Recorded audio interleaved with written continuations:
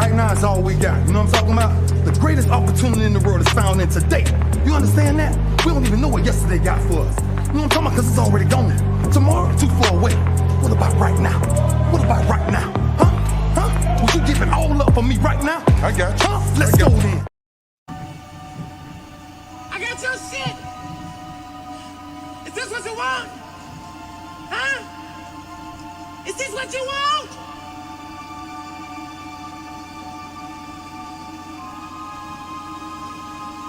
Well, come and get it, goddamn. I'll fucking wait. Who wanna debate? Straight, let me cook. Fish frying while season and marinate. Every season, there's no reasoning, just unanimous decision. Smash the noti bell, and thanks to all subscriptions. Mama mentality, stop fouling me, I'm goated. Body shots got them folding. Every word they can quote it. Smoking bud, watching bud, smoke these niggas Mayweather with the defense, nothing short of genius. High step into the end zone like prime time. Point me to the limelight. Mic check, it's my time. The pod god every time I deliver. You're now tuned in to GOAT Thriller. I'm here to stay. All the chatter, y'all can dead it. Let's start the show. Yeah, I said it. Yeah, I said it. Dinging on them. Yeah, I said it. Yeah, I said it. I'm the best ever. There's never been fucking anybody. wait. I'm Sonny Liston. I'm Jack Dempsey. There's no one like me. I'm from Nairclaw. There's no one that can match me. My style is impetuous. My defense is impregnable. And I'm just ferocious. I want your heart. Yeah, I said it.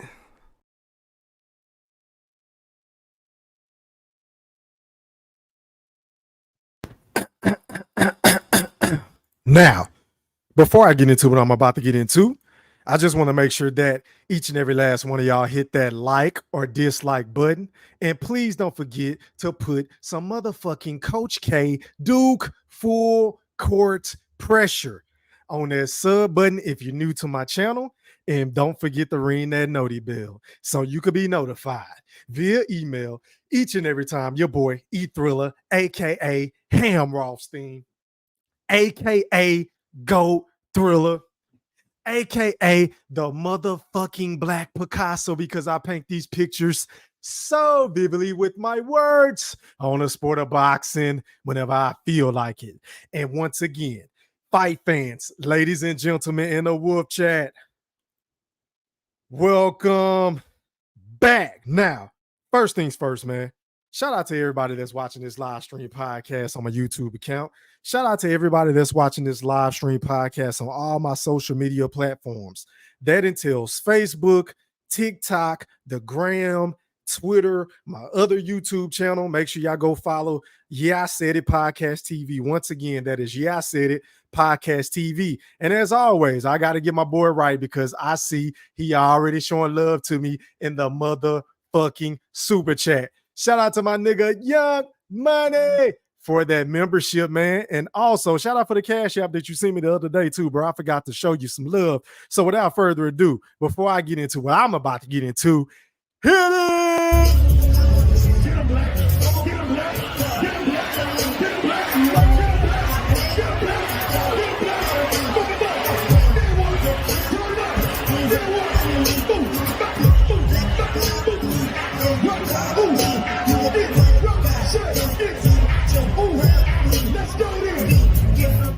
Shout out to my guy, Young Money, for that becoming a member, man. I really appreciate your love and support, fam. And also, shout out to my guy, Boxing Nerd from Canada 101. He said the super chat is back. Let's go. Boots is the greatest of all time.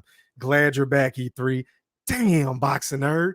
Listen here, bro. I really appreciate the super chat because shout out to the super chat, man. And shout out to YouTube for finally giving my shit back. Yeah, I said it, and I didn't stutter. Boxing Nerd, you got to stop this, bro.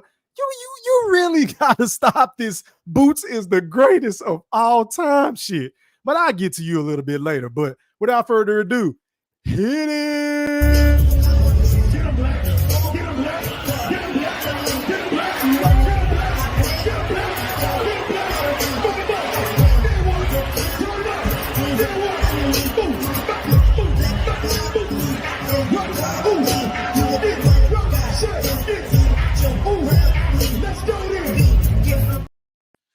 All right, man. Once again, shout out to my brother Boxing Nerd. And y'all let me know in the chat if y'all can hear me pretty good, man, because I've been fucking around with some of this new software, right? And I just want to make sure I ain't fading in and out. You understand what I'm saying? Because I know a lot of people been coming on the panel saying that they can't really hear your boy E-Thriller, aka the Black Picasso. So before I get the cooking, y'all drop some E3s in the chat or some threes or some goats in this bitch or something, some pictures or something, and let me know if y'all can hear me loud and clearly.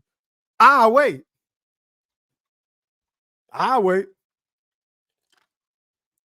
Shout out to Miss LaJessica. I appreciate it. She said, sounds good, 3. Appreciate it. Thank you, kind, man. All right, man. So let's get into it, man. So Terence Bud Crawford still reigns supreme over everybody and every other pound-for-pound fighter in the sport. And it ain't even close, right? And a lot of you Neanderthals are really starting to get on my nerves. Like a lot of you motherfucking haters are starting to really make me sick to my gut. Like sick to my stomach, right?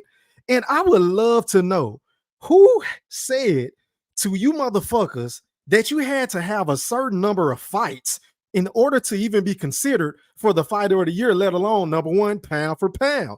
I'll wait. I will fucking wait.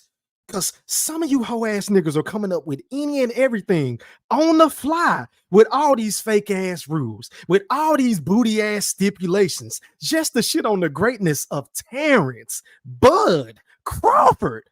I mean, god damn. When is enough enough? Like Vince McMahon, the great Vince McMahon, might I add, ain't got shit on any of you motherfuckers, right? Because y'all are running around here talking about, oh, he only fought one time, E-Thriller. Oh, Monster NUA became 2 times undisputed, E-Thriller, as if Terence Bud Crawford didn't do it first. But that's neither here nor there. You understand what I'm saying? Oh, Bud got to be more active. Oh, he should have fought in December. But would you niggas believe me if I were to tell you that Terence Bud Crawford performance against the great Earl Spence was so fucking potent, right? It was so goddamn breathtaking. It was so dominant to where Earl Spence got suspended by the Athletic State Commission. So I need one of you fucking Neanderthals, you imbeciles, you flimwas who really don't know shit about the sport of boxing outside of hating on Terence Bud Crawford. Facts, E-Thriller, big facts, to come on here and smell my fucking cologne tonight whenever I drop the link and make it make sense. I will fucking wait. I will wait, because I ain't trying to hear nothing in my dollar bill voice about no motherfucking monster anyway. Because once again, would you guys believe me if I were to tell you that Terence Bud Crawford, aka the boogeyman, aka the number one pound for pound fighter in the sport, and has been that way for a very fucking long time, facts, E-Thriller, big facts, has more KO victories than NUA has fights. I repeat, Terence Bud Crawford has more KO victories than Monster NUA, who is a phenomenal fighter. I ain't taking nothing away from him, right? But the man ain't put in the amount of work that a Terence Bud Crawford has put in, y'all. I don't give a fuck what y'all try to say. I don't care what narratives y'all try to paint, because last time I checked, this man is 26-0 with 23 KOs, and God bless him. But let's pull up his box rec, because I'm gonna need somebody to educate me, because once again, I don't know everything about the sport of boxing, right? But I do my due diligence, I do my research, and whenever I do my research, I'm pretty certain that I know exactly what the fuck I'm looking at, right? And I'm gonna need y'all to help me out on this one, because I really don't know. Maybe y'all can educate me, because this dude right here that he just fought for undisputed a couple of weeks ago, I don't know this guy. Maybe y'all can educate me now. He appears to have a great record, right? This Tapalis dude, he's 37-3 now, right? And he got knocked the fuck out yet again by Monster NUA, but I don't fucking know him.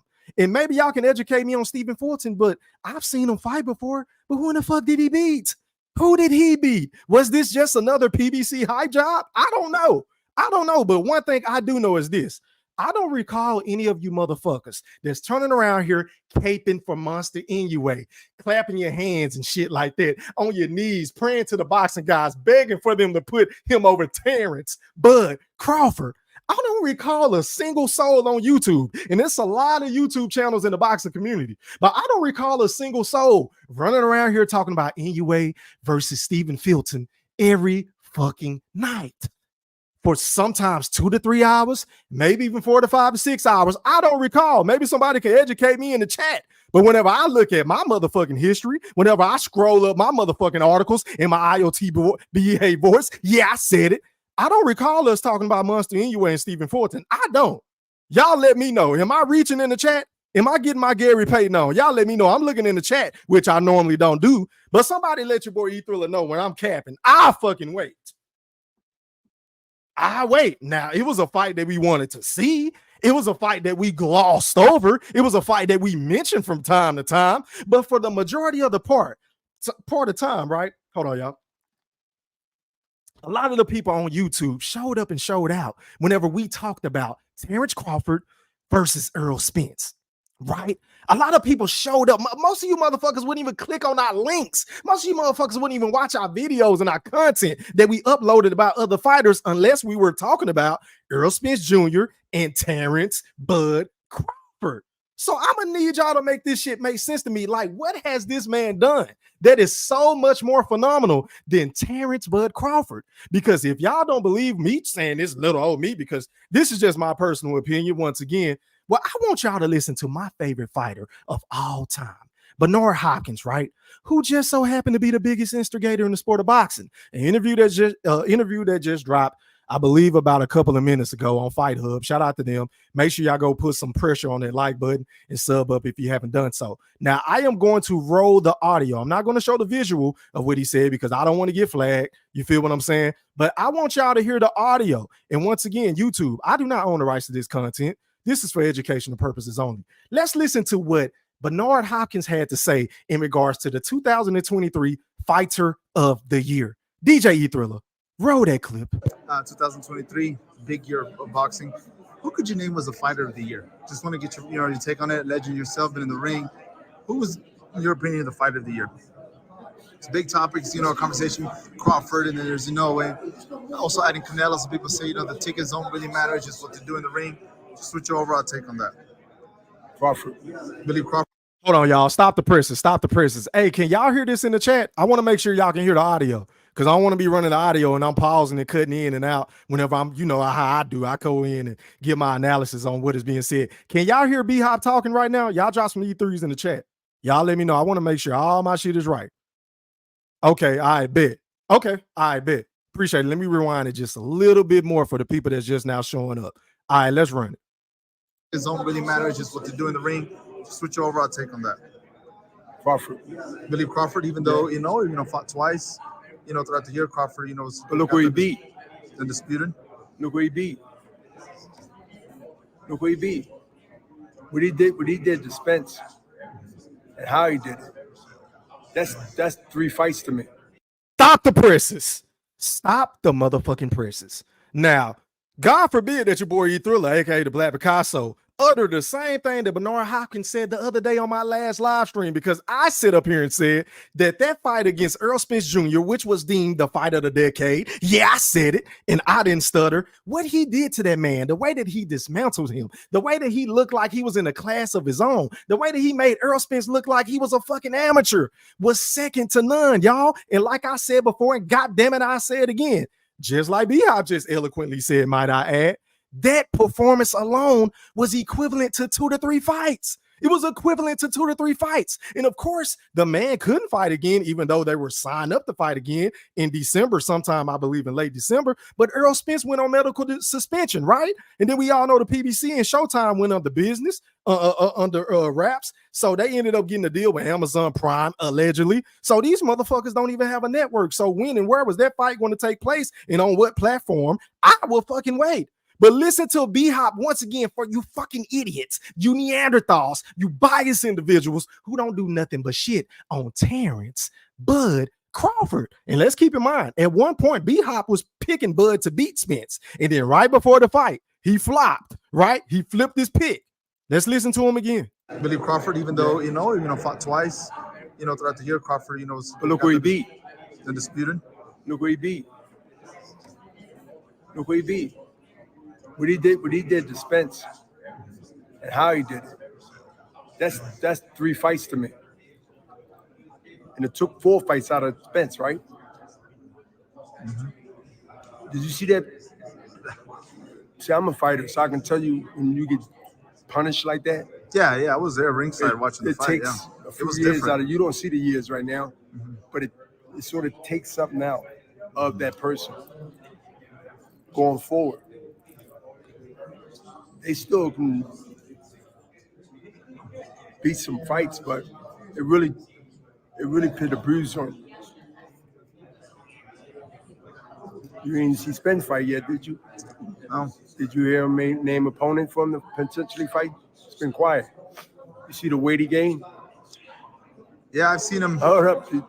Is he the same weight that he? That tells you. Peace.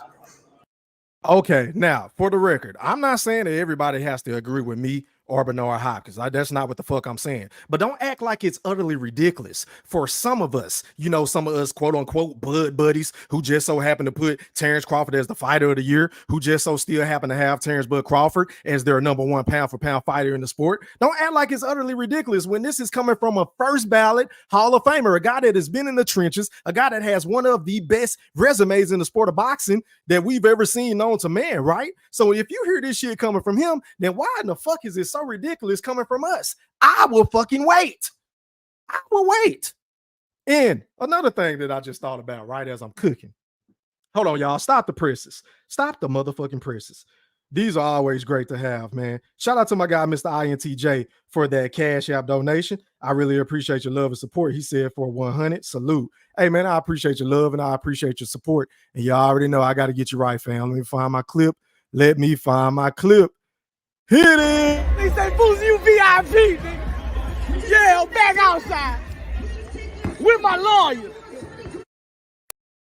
Yeah, man. And also, hold on, y'all. Stop the presses once again. Shout out to my brother Boxing Nerd 101 again for that Cash App donation. I appreciate it. He said Bud is the fighter of the year in 2023 and Bo Mac is the trainer of the year. Can't lie. If y'all really love E3, send something via super chat. I'ma chill on boots. Hey, man, I appreciate the love and support again. And y'all already know I got to get you right. Hit it.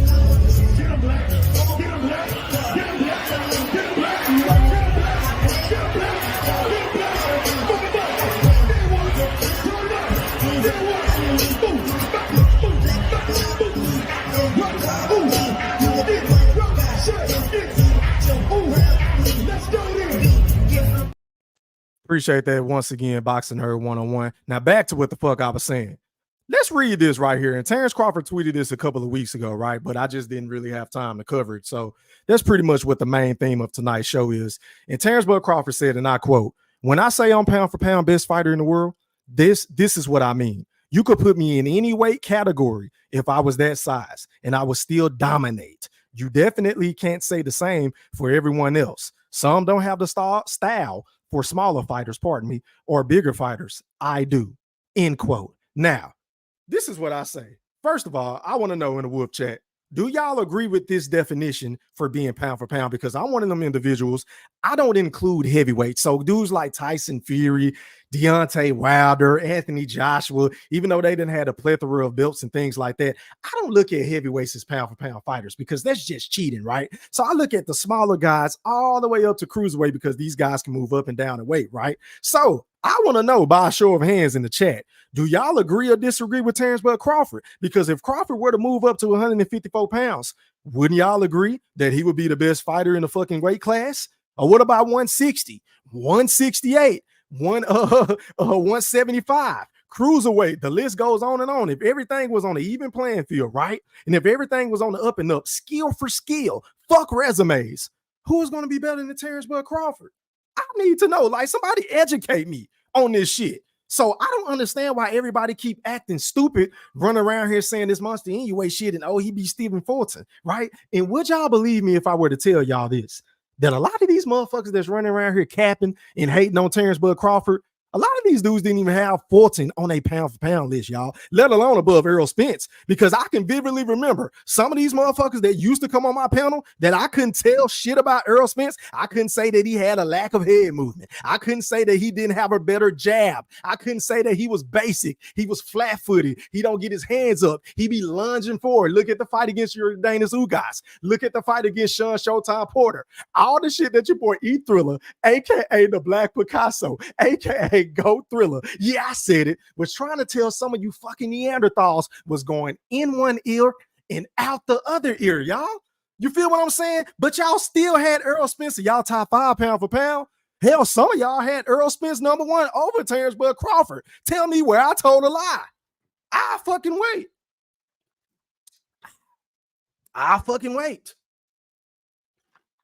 A lot of you niggas had Earl Spence number 1.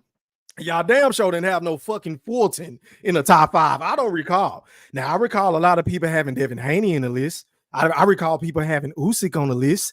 I recall motherfucking Teofimo being on the list. Shakur Stevenson being on the list. Hell, some people even had Tank Davis on the list, right? You feel what I'm saying? Alexander Usyk, Bivol, Canelo. The list goes on and on. But I don't recall people saying Stephen Fulton, who was a good fighter. He good, don't get me wrong. But I don't recall him being over Earl Spence or Terence Crawford or Munster NUA or anybody else. So I say all that to say, if the best name on Monster NUA resume at this present moment, y'all, and the best fight that he had in 2023 was against Stephen Fulton or Stephen Fulton, however the fuck you say his name, right?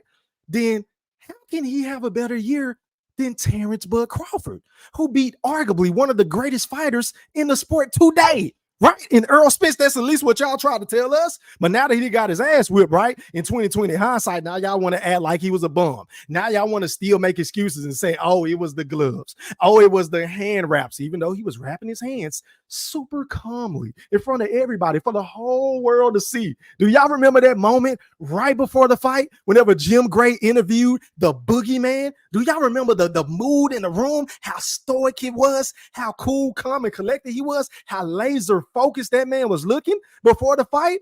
Did it even make sense for that man to cheat in front of the fucking world? I mean, I'm just saying, if the man wanted to cheat, why would he be wrapping his gloves right in front, or wrapping his hands rather, right in front of Jim Gray? To me, that doesn't make sense. So y'all niggas still leaning on this bullshit talking about, oh, Earl Spence was weight drained. Oh, he should have been running in Las Vegas. Oh, he should have left Dallas early. Oh, shut up. Shut the fuck up. Because a lot of you goddamn nitwits, you Neanderthals, kept trying to tell me, your boy E Thriller, aka the Black Picasso, that Derrick James was the best trainer in the sport of boxing. And I told y'all before the fight, all y'all got to do is scroll up your motherfucking articles, right? In my IOTBA voice. Facts, E Thriller, big facts. All y'all got to do is listen to what I was telling y'all, because I told y'all, once Earl Spence get exposed, everybody, and I repeat, everybody, was going to throw Derrick James under the bus. And God damn it, that's exactly what the fuck has been happening. That is what's been happening. But it don't matter if Earl Spence go get Derrick James, LeBron James, motherfucking Floyd Mayweather Sr., you feel what I'm saying? Buddy McGirt, Kevin Cunningham. It don't matter who he gets to be his trainer. He is simply just not on the same level as Terence Bud Crawford. What part about that shit don't you goofy motherfuckers get? What part about that don't y'all understand, that this man has a switch that he could just flip at any point in time? Because we seen him do it against Sean Porter. We seen him do it against Igis Kavalaskis. We saw him do it against Amir Khan. We saw him do it against Gamboa. We seen him do it against Victor Postal. And the list goes on and on. I mean, damn, how much proof do y'all need that this dude is just that great? The man is transcended. We only get this type of talent in or around the sport of boxing in any respective sport, whether that's NFL with quarterbacks like a Patrick Mahomes, whether that's the NBA like LeBron James, Kobe Bryant, Michael Jordan, Shaquille O'Neal, Allen Iverson, Tim Duncan. The list goes on and on. Wilt Chamberlain. You feel what I'm saying? Magic Johnson, Larry Bird. We only get these type of individuals in their respective sports every so often. So when we get a dude that is so great, that is dedicated to the sport of boxing, who ain't been cutting no corners, right? Who had to beg, like literally get on his hands and feet and say, please, somebody fight me, pretty please. Didn't have no fucking opportunities. Definitely ain't getting the same opportunities that the NUA is getting, right? Because everybody, I don't recall nobody ducking NUA. Maybe y'all can educate me, but I ain't heard nobody calling NUA the motherfucking boogeyman. Facts, see, Thriller, big facts. I don't hear none of that shit. I don't hear nobody saying this shit. But Terence Bud Crawford had to beg the PBC fighters just to fight him.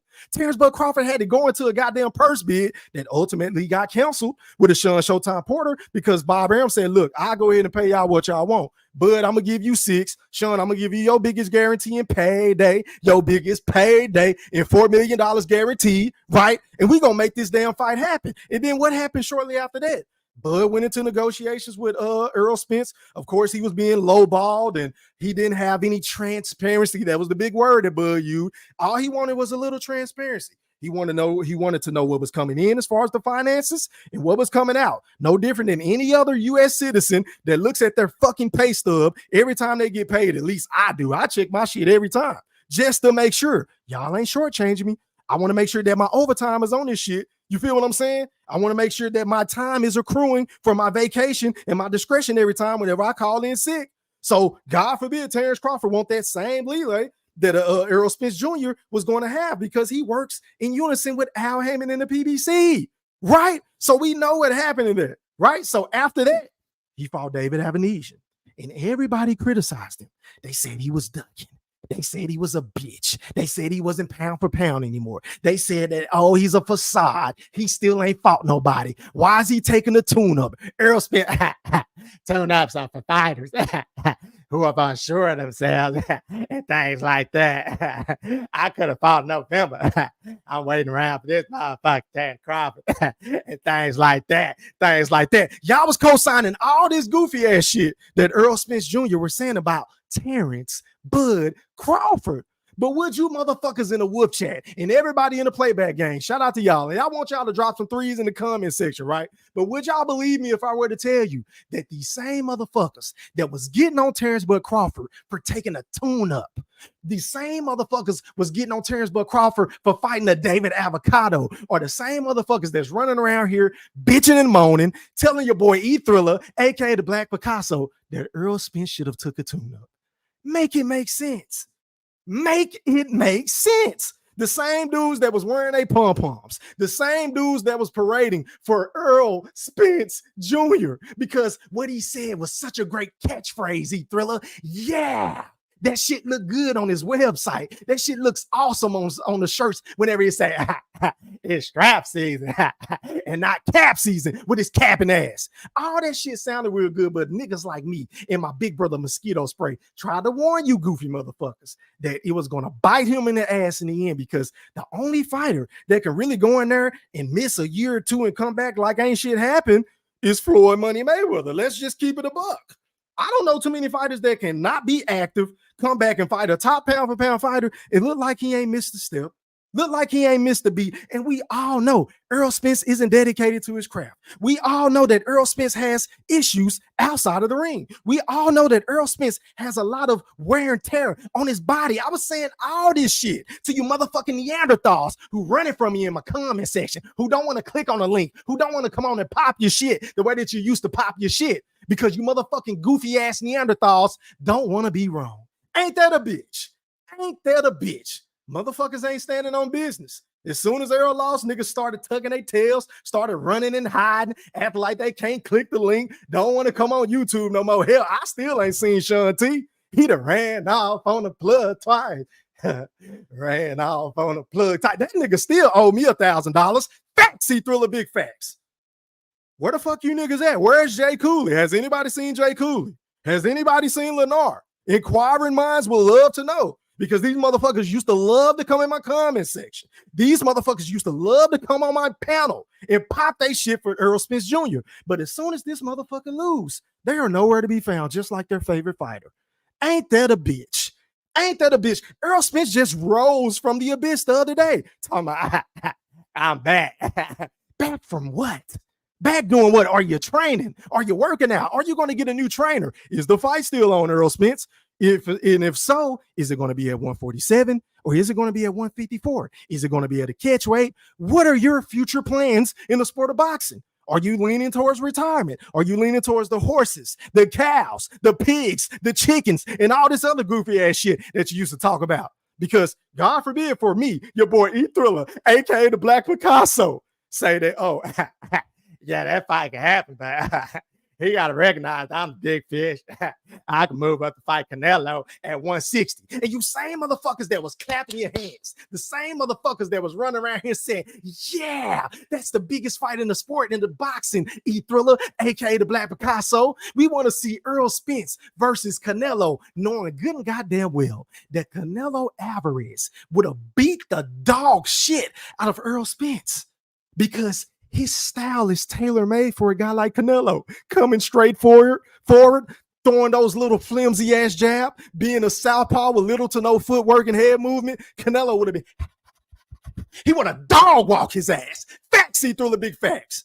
He would have knocked his motherfucking shag on the top of the goddamn AT&T Stadium. I try to tell some of you goofy ass niggas this shit, but you didn't want to listen to your boy E-Thriller, aka the Black Picasso. So I say all that to say, keep that same fucking energy, because now that we have Bud, who's basically just took Earl's game plan and he's running with the shit. Hey, now he want to fight Canelo, because there was one point of time where he said, look, oh man, that Canelo is too big.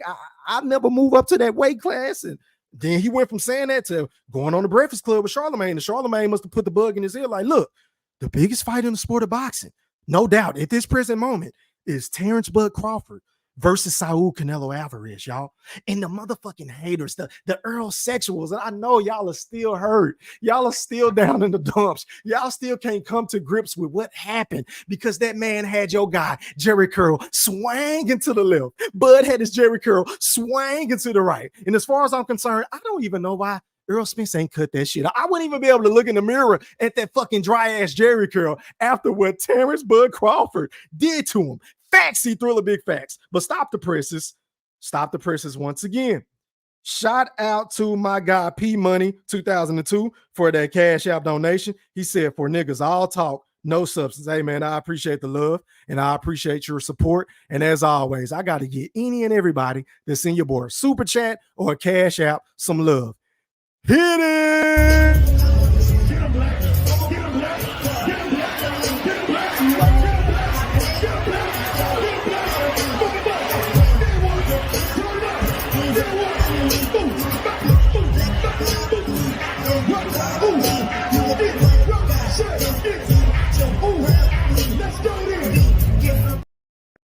Hey man, I appreciate that Cash App, P Money once again. But back to what the fuck I was saying. So by this definition alone, if anybody agree to disagree with me, y'all know me. I really don't give a fuck. Hell, it makes for a better show. So whenever I drop this link after reading some of my comments, I'm gonna let y'all come on and pop y'all shit for a little bit. No, I am not going to be on here all night because I got shit to do. So y'all gotta hurry up and make your points, get to the point so we can have some back and forth conversing and fellowshipping. You feel what I'm saying? But based off of this definition alone, I need to know, because maybe I'm being biased, maybe I'm reaching, but I feel like Terence Crawford is the best fighter in the sport. But maybe somebody else in the chat or somebody that hate my guts or like me or don't like me, I really don't give a fuck, want to come on and say, no, E-Thriller, you tripping because of X, Y, and Z. Educate me. I will fucking wait. Hold on, y'all. I got another notification. Hold on. Stop the presses. Oh, okay. Shout out to D-Town Blaster, man. He sent me another Cash App. I appreciate it. He said for AKA D-Town. Hey, man, I appreciate it, my brother. And as always, I got to get you right again. Hit it! I on the live where I see numbers. Oh, I'm getting flashback. I'm getting flashback. I'm getting flashback. 7,000 people. Oh, I ain't seen this since my face. Man, I just got flashback. Man, I got 6,000 people. Man, I got flashback. Man, I used to have 70,000 people alive, man. Hey, man, I appreciate that support, man. But back to the comments I go. Starting from the top. Shout out to D-Town Blaster, man. I appreciate it once again, my brother. Salute. Shout out to my nigga Al Money. Shout out to Martin Ass TV. I see you, boy. He said peace. Clicking the like button on both. Hey, man, I appreciate the love and support, bro. Shout out to X, man. He said salute E3 and the Wolf Chat was popping. How are you, kind sir? I already got your Cash App. Shout out to Miss LaJessica. I see ya. Shout out to, is that Stephen Brimley? Is that Stephen Brimley for pulling up on his boy E-Thriller, man? Salute. That's Stephen Brimley. Let me finish speaking, no, nigga, please. shut your whole ass up. No, I'm not a hoe, man. Don't talk to me like that, bro. Nobody want to hear you, nigga. Shut the fuck up for a fucking second. You a whole ass Shut the nigga, fuck dog. up. Hey, man, stop the presses once again. Goddamn, D-Town Blaster, you gonna break my Cash App, bro. I appreciate the love and support again. He said, Happy New Year, my brother. Hey, man, Same goes to you and your fam. Appreciate it, man. Hit it.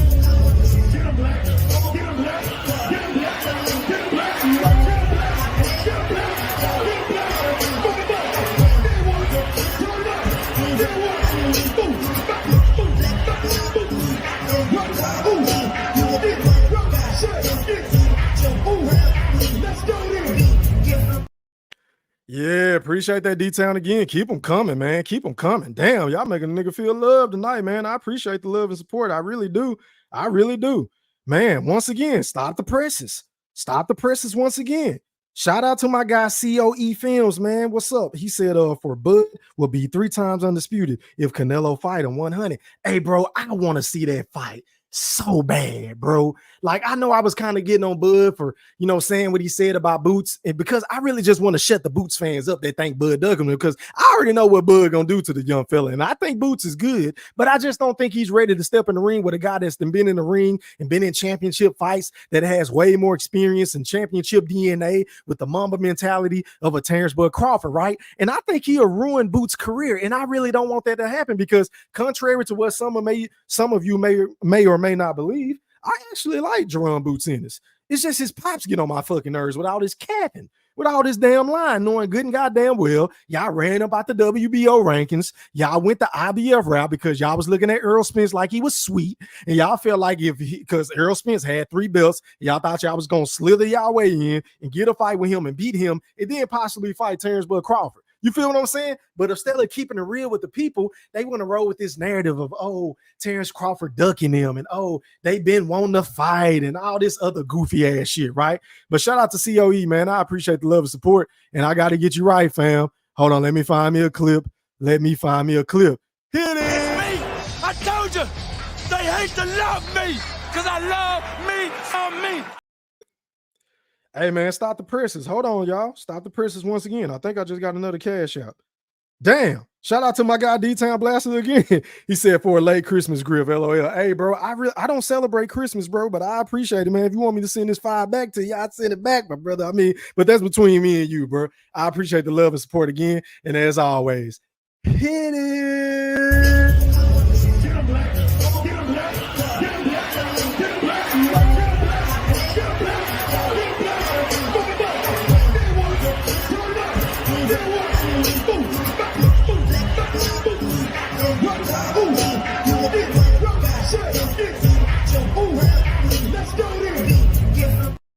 Yeah, man. But shout out to Brim. Shout out to Moolah, man. He said we in this bitch, boxing, earning this whole rolling. I appreciate it, my brother. What up to Marquise James? I hope I'm saying your first name right, bro. He said salute E3. What's popping? How are you? Who haven't I got? What up, Poindexter Lunny? He said hit that like button. I appreciate it. What up, Jason? He said you good, bro. Time to cook. What's popping? I appreciate it. What up to Goldie Loke? He said, what's up, little bro? Hey, man, just paint these pictures so vividly with my... That's the picture. I'm going to paint it perfectly. You already know how I play Goldie Loke. Shout out to my brother Goldie Loke. Who haven't I got? Now, there's one guy in particular that I'm looking for, and I'm pretty goddamn surprised that he ain't in my chat, because he been talking a whole lot of shit in our group chat today, and I thought we had a date tonight, but I guess he ain't going to pull up. Say it ain't so. I don't want to say no names, Ayo. But me and you supposed to have a date tonight, kind sir, because you've been talking a lot of bullshit trying to tell me I'm tripping about me having Bud as the pound for pound fighter, about me having Bud as the 2023 Fighter of the Year award. But I'm looking in the chat and I don't see any mention of IOTBA, and I kind of find that funny. Say it ain't so, Io. I said, say it ain't so, nigga. You been talking shit all day. And I told you that your boy E-Thriller, aka the Black Picasso, is all about that dumbass shit. But maybe, just maybe, you don't want to do it on my shit. So I'll come to your shit again, because I came on your shit the other night when I was at the gym, but I couldn't really get in there like I really wanted to and get in your ass. Facts, E-Thriller, big facts. But I'm looking for you, Io. The link will be in the chat. Pull the fuck up. Yeah, I said it, and I didn't stutter. But anyway, back to the comments. What up, X-Man? He said, get them likes up. Stop ducking the like button. Hit the like button, subscribe, and join the channel. Hey, man, I appreciate the love and support, man. Let me like that comment. What up, Big Mike? He said, salute E3. Salute. What's popping? What's shaking? What's happening? What up, Santana? He said, Bud ain't even undisputed no more and duck boots. Hey, man, I ain't even go. You dudes like you, just click the link, bro. Just click the link. Pretty please. Because I want you to see, people can sound like they know what the fuck they talking about in my chat, but it's a whole different ball game whenever you click on this fucking link and go 1-on-1 with the great one. I just want to see if you're going to click the link. Please click the link. I'm begging you. Say that dumb ass shit. But anyway, what up to Brian Bolden? He said, what up, Woodpack? Of course he is. Check, how many years has he been? Is my question. Hey, man, you are absolutely right. The man ain't lost no fights. He's dominated every fight since he's moved up to the welterweight division. In fact, he stopped every single motherfucking boxer in that division, in dramatic fashion. He basically prematurely retired Earl Spence, and he retired Sean Showtime Porter. You feel what I'm saying? But he don't want to get no credit for that. They ain't gonna get no fucking credit for that. It is what it is. But anyway, hold on, y'all.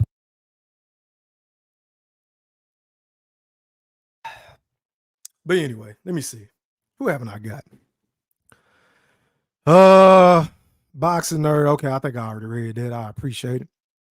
All right, Brim said, Bud is pound for pound number one, but Inoue did accomplish undisputed in less than a year. That means something. That shit means absolutely nothing to me, Brim. That means nothing to me. That goes back to a point that I made earlier. He got all the fucking opportunities he could thrown at his feet. There wasn't nobody ducking Inoue. Wasn't nobody saying, you're on the other side of the street. Things like that. Inoue didn't have no problem collecting belts, bro. Because mainly, I think he was fighting guys. And isn't it funny, though, now that I think about it, he fought Fulton, and they didn't have no problem making that fight, and he was a PBC fighter. But God forbid we say, hey, Earl Spence, you was ducking, because why are you fighting any and everybody else outside of Terence Crawford? He was stalling the fucking fight out, Brimley. So I wholeheartedly disagree. I disagree. I'm not going to let you use that shit to buffer your point for Inoue. Now, once again, he can be number two. There's nothing wrong with being number two, but he ain't over Terence Crawford. He has way more work to do, kind sir. Facts, Thriller, big facts. He said, remember how I was excited for foot? Yeah, you was the only motherfucker I know, bro. Well, it was a couple of other people, not too many. But, hey, wasn't nobody talking about that fight like that, bro. Like, let's rewind time. Let's go look at these other motherfuckers' channels, not just my channel. Let's go and look at everybody's channel. Wasn't nobody talking about Fulton and Inoue every fucking night. Wasn't nobody doing that shit, bro. I'm sorry. I'm just going to be real because I'm going to tell y'all what the fuck y'all need to hear, not what the fuck y'all want to hear. Oh, he said, okay, y'all can hear me. What up to Mr. Kakarot? I hope I'm saying your name right. Salute. What up to Subliminal? He said 3. LaJessica said facts. I appreciate it. So let me go ahead and do this because I don't plan on being on here all night. Let me drop this motherfucking link just in case anybody want to come on here and rock for a little bit. Let me go over the panel etiquette rules. Let me see. Where my shit at, man? All right, man. Rule number 1. Please cut your camera on so I can authenticate who you are, and then you can feel free to cut it off if you want to. It's totally up to you. Rule number 2, please mute your audio until I introduce you. Rule number 3, you will have 2 minutes to speak. After that, I'm passing the fucking mic, especially if it's a big panel. Rule number 4, please don't dominate the show. Rule number 5, don't mention any other channels on my show. Rule number 6, respect the host and my guest. That means everybody in the chat and everybody on the panel. The link is in the chat. Matter of fact, let me go ahead and pin it just in case somebody want to come on and rock. If not, I totally understand. I'm going to get the fuck out of here and probably go work out. That's what the fuck I'm going to do. But anyway, hold on, y'all. Let me replace that. All right, the link is pinned in the chat. I'm going to give y'all a couple of minutes, man. Let me read some more comments. And, yeah, man, let me see. Let me go back to the comments. Hold on, y'all. Let me go out to, hold on. Let me remove this real quick. I see you, Dre. You can cut your cam off, fam. Shout out to Tyrese Blue for that super chat partner. I'm so used to saying cash apps. He said co-fighters of the year. Look, I ain't even mad at that. I ain't mad at that. But for these niggas to sit up here and tell me that I'm tripping for having Bud as the 2023 fighter of the year and pound for pound fighter of the year just because he only had one fight, I wholeheartedly disagree. And you motherfuckers got to smell my cologne. Facts, Thriller, big facts. But going out to Dre, you're live on the chat with the pack. Talk to me, bro. You got 2 minutes. Pop yo shit. Yes, sir. Yes, sir. What's good with you? How you feeling? Hey, man, I feel great, man. It's a new year. Happy New Year, my brother. And once again, I appreciate that cash app you sent me the other day, fam. Salute. Oh, man, no problem. See you, COE. But I yeah, see you, bro. Cut your cam off, fam.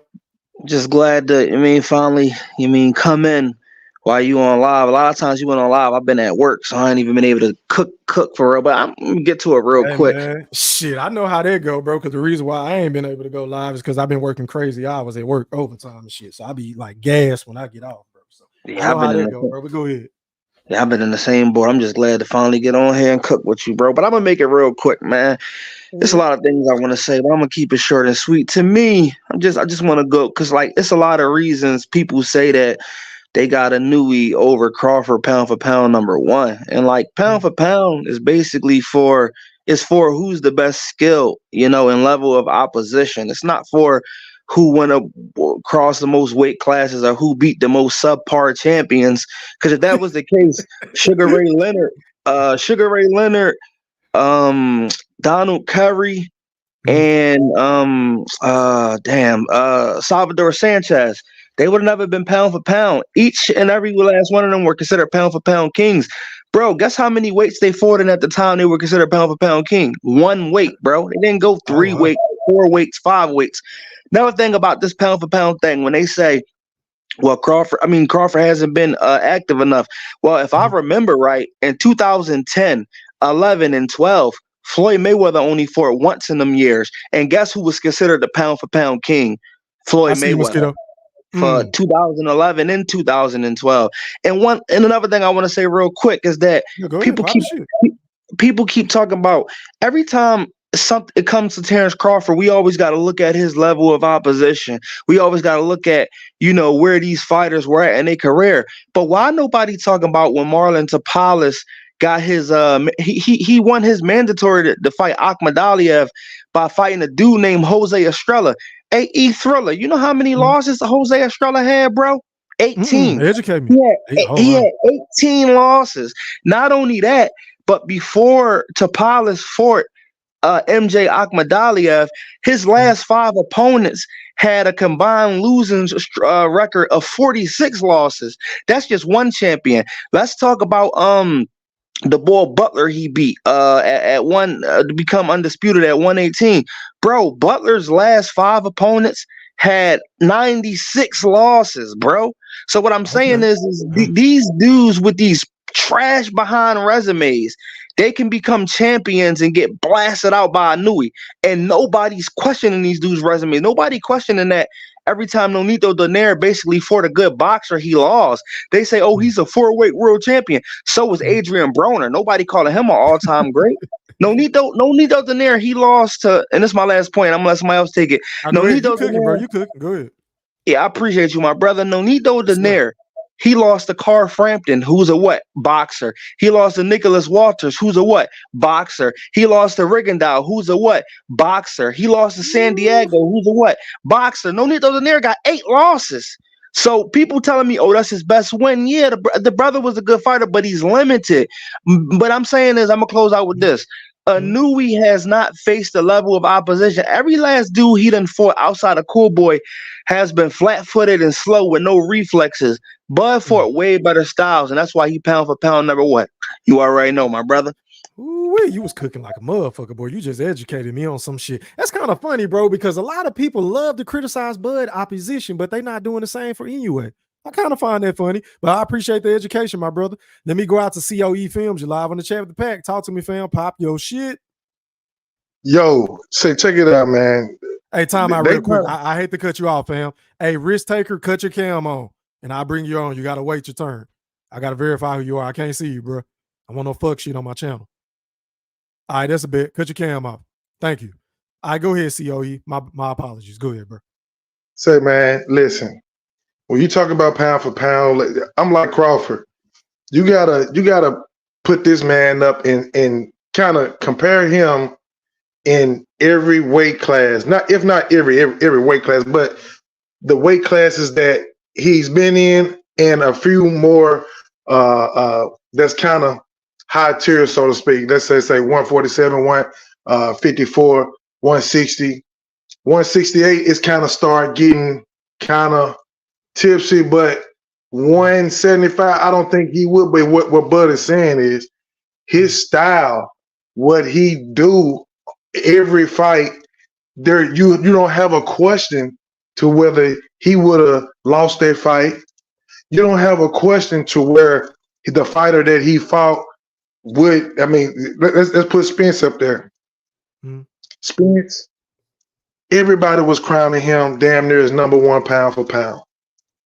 In a way, this will clear it up right here. In a way, his last two fighters that to become undisputed, nobody didn't have him in pound for pound. You know what I'm saying? You got what's that guy named? The last guy he fought, Tapales. Yeah, Tapales, I think is how you say his name. I got the resume Something right like here. There you go. Good. Man, three losses. Come on, bro. Come on, man. Come on. You cannot crown him as a pound for as the fighter of the year with that win. Like I said, in a way, he's solid. The guy has some amazing skill. I'm not taking that away. But when you're talking about fighter of the year, pound for pound, what he did to Spence, man, that was nobody ever thought this shit was finna happen. You know what I'm saying? And if he go up against Charlo, if they wouldn't have never hated against him against Charlo, man, that man would have been 3-time undisputed, man. You know what I'm saying? And like I said last time, fighter of the year, if Earl would have went on ahead and got that rematch for December, it would have been without a doubt, without a question, Bud would have been. It would have been hands down. Nobody could ever debate it. Not the Spence fans, not the NOA fans. Nobody couldn't even debate it. So with that said, man, Spence, like what's his name? Like your boy Bernard Hopkins just said, man, that took some out that boy, man. Yep. That beating that man took took something out of him, man.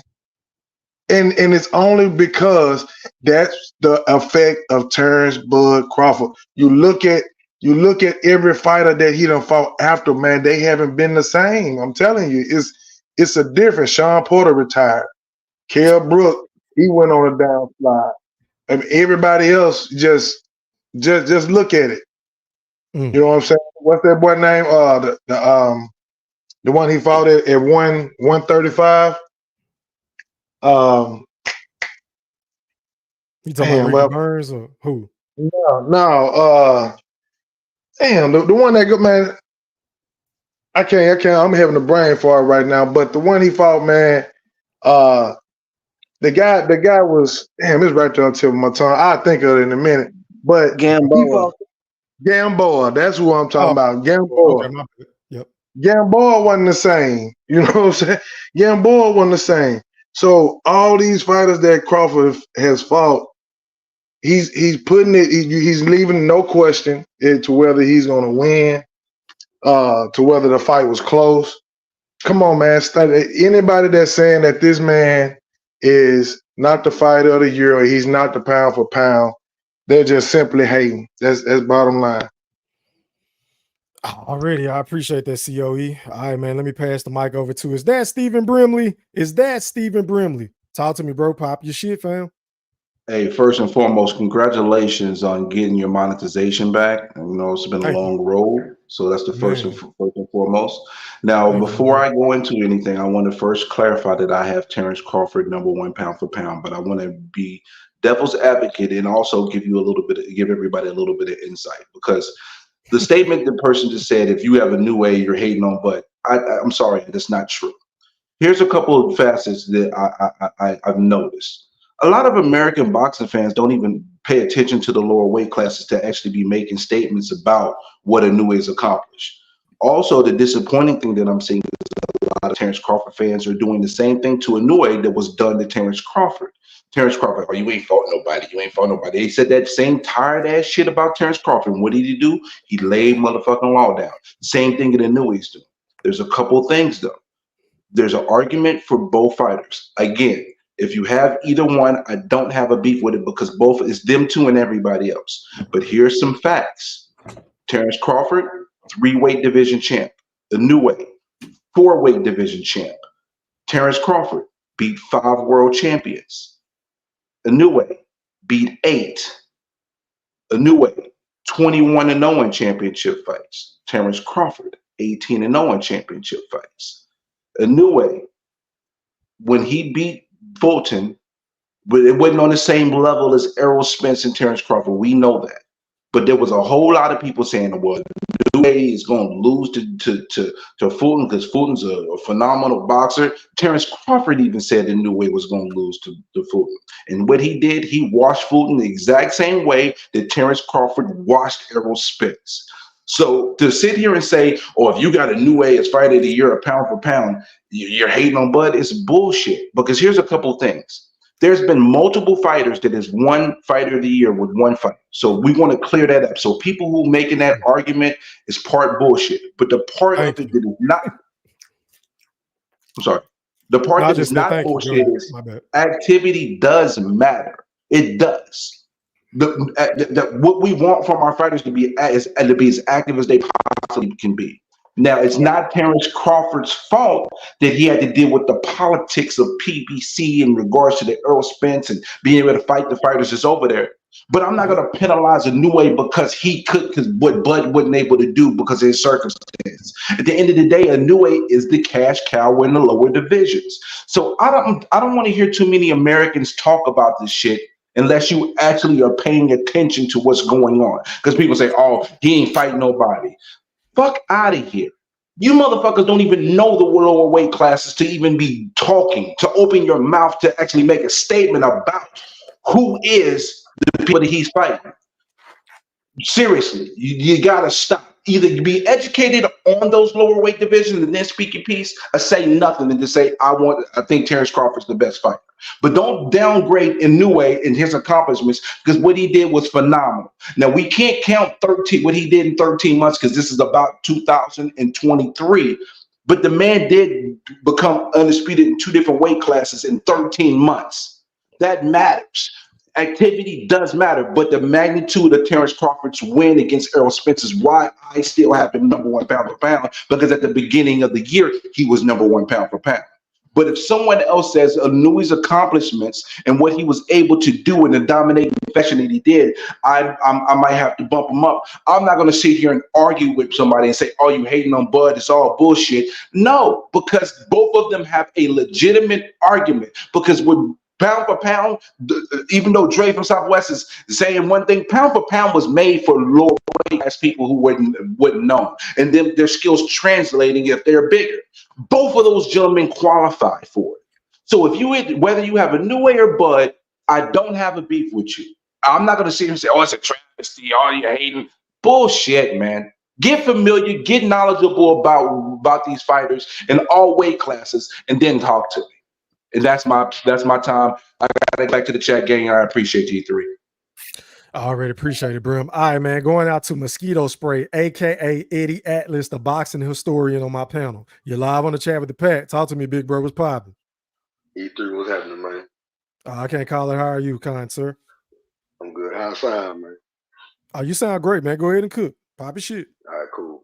Yeah, as far as the fight of the year, you know what I'm saying? I agree with Brim. I can see, you know, how people have it for Inoue and Crawford at the same time. You know, both of them accomplished a lot. And, you know, Inoue did, you know, he ran through 2 champions in, you know, devastating fashion. Crawford ran through a champion in devastating fashion, you know what I'm saying? Coupled with who it was, where he was ranked and all that. So I can see both sides. But as far as the pound for pound thing, man, yeah, that's. I see you, Q. Crawford ain't do nothing to lose his crime, you know what I'm saying? As a matter of fact, he did something to greatly enhance his crime. You know, there were most people, like you say, majority had Spence at the very least top 5 pound pound. There were a lot of people that had him number 1 pound for pound. You know what I'm saying? So that being the case, the fashion in which Crawford did it, you know, you can't just come after the fact and say, oh, because he did him like that, nah, he sucked. Nah, he's everything he was before the fight. You know what I'm saying? He was a decorated champion, had reigned for several years in the weight class, ran through the other champions at the time or whatever, took their belts off of him. You know, he was the big fish. He was this, he was that. He was gonna do that. He wearing the black Air Forces with the shag. It's trouble now, and all that kind of shit. You know what I'm saying? So he had a man that was too much for him. I mean, it just Crawford was just on another level. But still at the same time, that don't make Spence a sorry fight all of a sudden. You know, it just is what it is. It went how it went, man. That's what we were trying to tell these boys, man. He's on another level from him, and it looked that's what it looks like when that happens. It don't make Spence a sorry fighter. It's make Crawford be on another level from what he's on. This is a good fighter. Crawford is a great all special, all time great caliber type fighter with that type of potential, man. And I mean, he showed Spence he didn't belong in the ring with. That's what you're supposed to do when you're on that level and they lie. It ain't like we ain't never seen this before. Yeah, that big of a fight that was that highly touted, that's the fight of the decade and all that stuff. He just put it down on him, man. I mean, that don't make him sorry though. So you boy got to put that all up. They trying to pull it back out, talking about this Victor Conte and this and that and that and this. Nah, he just got his ass whooped, man. Just accept that shit. That's all it is, man. But yeah, Crawford pound for pound, he ain't did nothing to lose his crown. He enhanced his crown. Anyway did what he did, man. But he didn't whoop no top 5 pound for pound guy, and especially beat him down. You know what I'm saying? Like left no doubt. I mean, people. And then there are those that even though it ain't the majority, I don't think, but there are those that's just looking for anything they can. You know what I'm saying? Try to exactly. Get a little. They looking for anybody to overthrow him, bro. It's kind of like when motherfucking Michael Jordan was winning NBA MVP every year. Eventually, they got tired of giving it to him. Say, "Oh, we gonna give it to Barkley. Oh, we gonna give it to Malone." Knowing good and goddamn well, Michael Jordan still supposed to be the MVP, bro. Yeah. But it's just. I guess hopefully these boys get over it one day and just get a man his credit. But if they don't, so I want to be see it, the rematch now, Mosquito. I want to see the rematch now, and I hope it's at 154 because I don't want to hear no more excuses, bro. None. Yeah, it's some that still need to be convinced. You know what I'm saying? Yep. if it do, hey, and I'm saying on the earth, man, if it happens, I don't bet money, I bet food, but I'm fading all bets. If that fight happen again at 54, please by all means hit me up. Shit, steak dinners and bronze Sundays. That's all I got,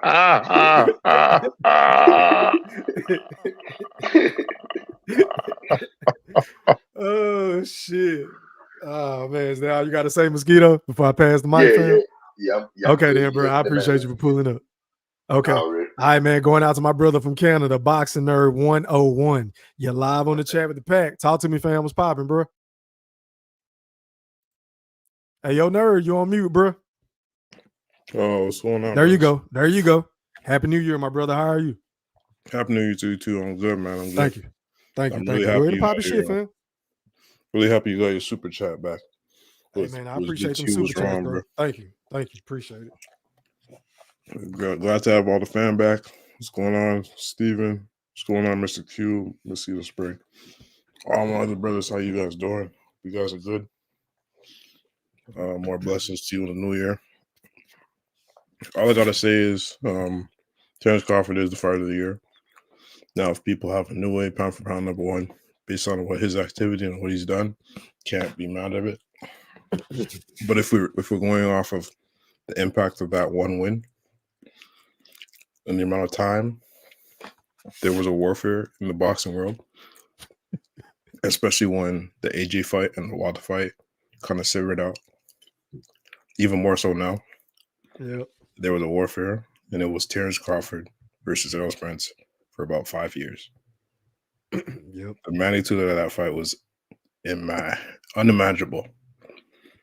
And the result was unimaginable to an extent. We didn't expect it to be that one-sided. Yep. I was so excited in my basement, bro. I was eating pizza. I couldn't even finish my food. Like, I was screaming at the top of my lungs. Food was flying out of my mouth. I could care less how I looked. The way he dropped him in that second round, bruh. It was beautiful, man. Beautiful. Beautiful jab. Yep. Parrying the jab, catching the jab. Everything with the jab. He was just playing with him. Doing simple stuff, man. It was a sparring match. Can you imagine? We were going to say that about the unified champion of the world, the big fish, the big man. Sparring match. Look amateur. Look horrible. Feet all over the place. Didn't know what to do. Looked like it was the second day in the ring ever. Like, my God. He looked like a fish. He looked like a fish out of water, man. Literally. Man. No pun intended. Yep. What fish, bro? I don't know. Big, you better not. I don't know if it was Big Mark that said it the night of the fight.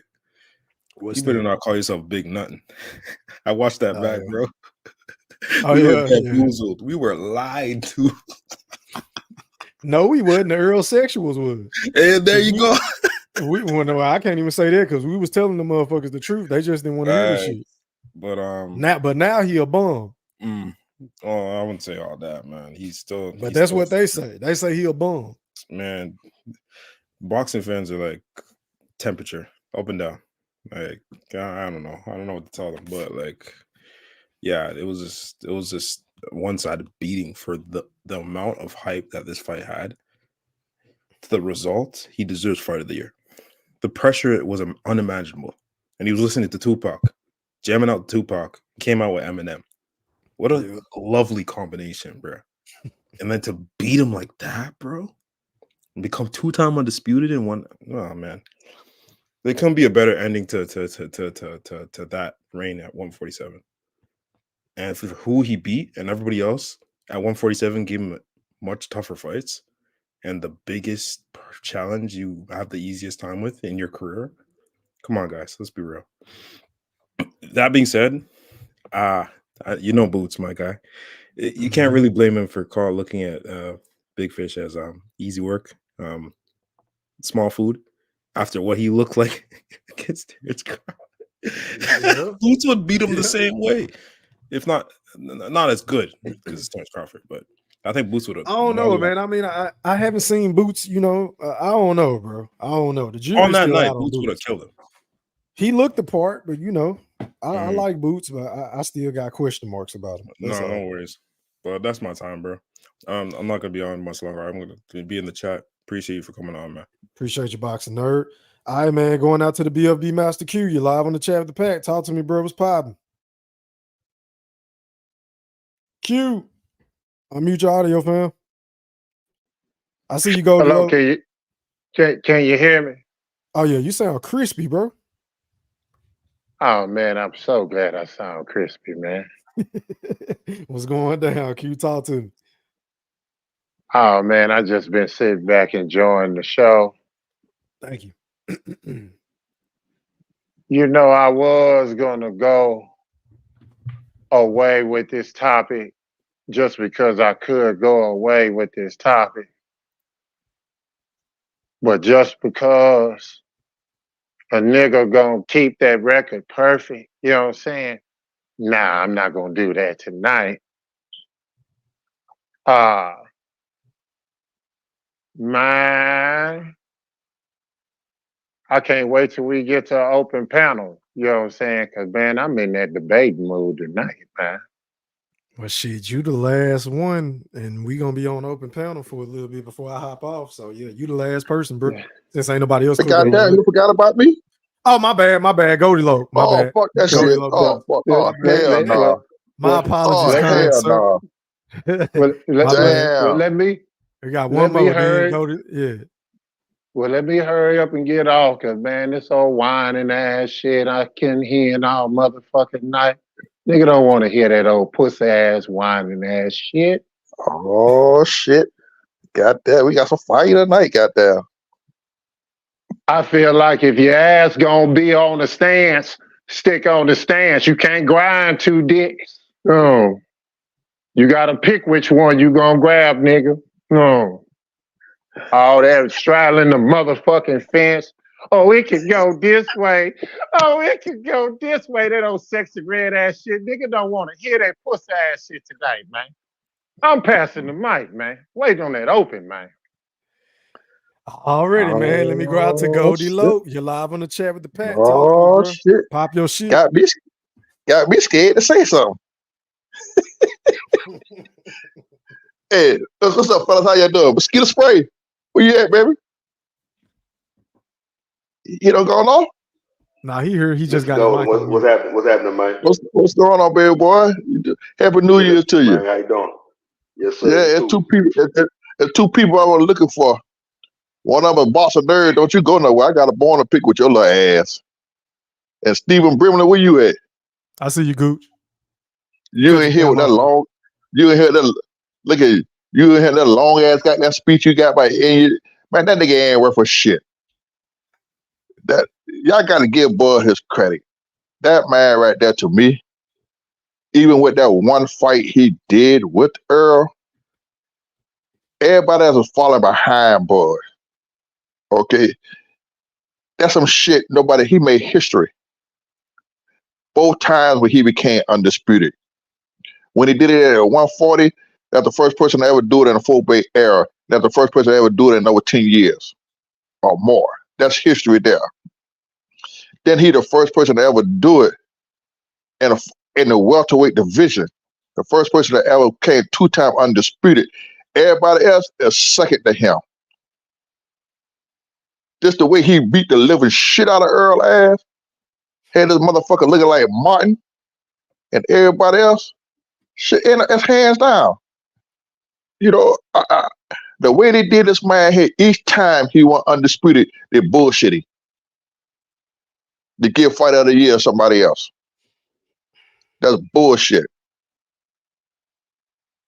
Give this man his props.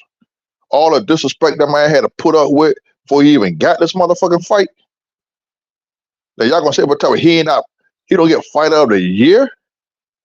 Name one other fighter you seen took an ass whooping like that. A top 5 pound for pound fighter. And get his motherfucking ass kicked. He beat Earl so goddamn bad. Earl had me up here about to cry. I'm telling my partner on the phone, man, goddamn, man, we call it bad off, man. Goddamn, let me get his ass beat. That's just how bad I felt for that nigga ass getting beat like that. So don't disrespect Bud Crawford like that. Get this man his motherfucking due. And Boston Nerd, you tell your boy to answer that motherfucking phone call. And you know who in the hell I'm talking about too. Cause he ain't picked that phone up and call that man back yet. About Boots ducking, man. No, don't say that, man. Easy. I was waiting on Boston Nerd ass. God damn it. I mean last week too. Oh no, he got Mr. Boots right there. I must have Not missed the something. new Goldie. champ, not the new champ, not the new So champ. what you talking about, Goldie? Who ain't picking up the phone? I'm lost. Boots ain't picking up the phone. Oh, okay, my bad. Okay, I got you. Yeah, Boots ain't picking up the phone. Not the new champ, not the new champ, not the new champ. Not the new champ.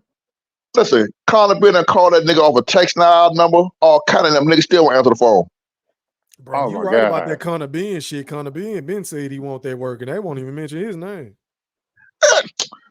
And I forgot about and this. your boy, listen, and your boy called him out too, E. Who?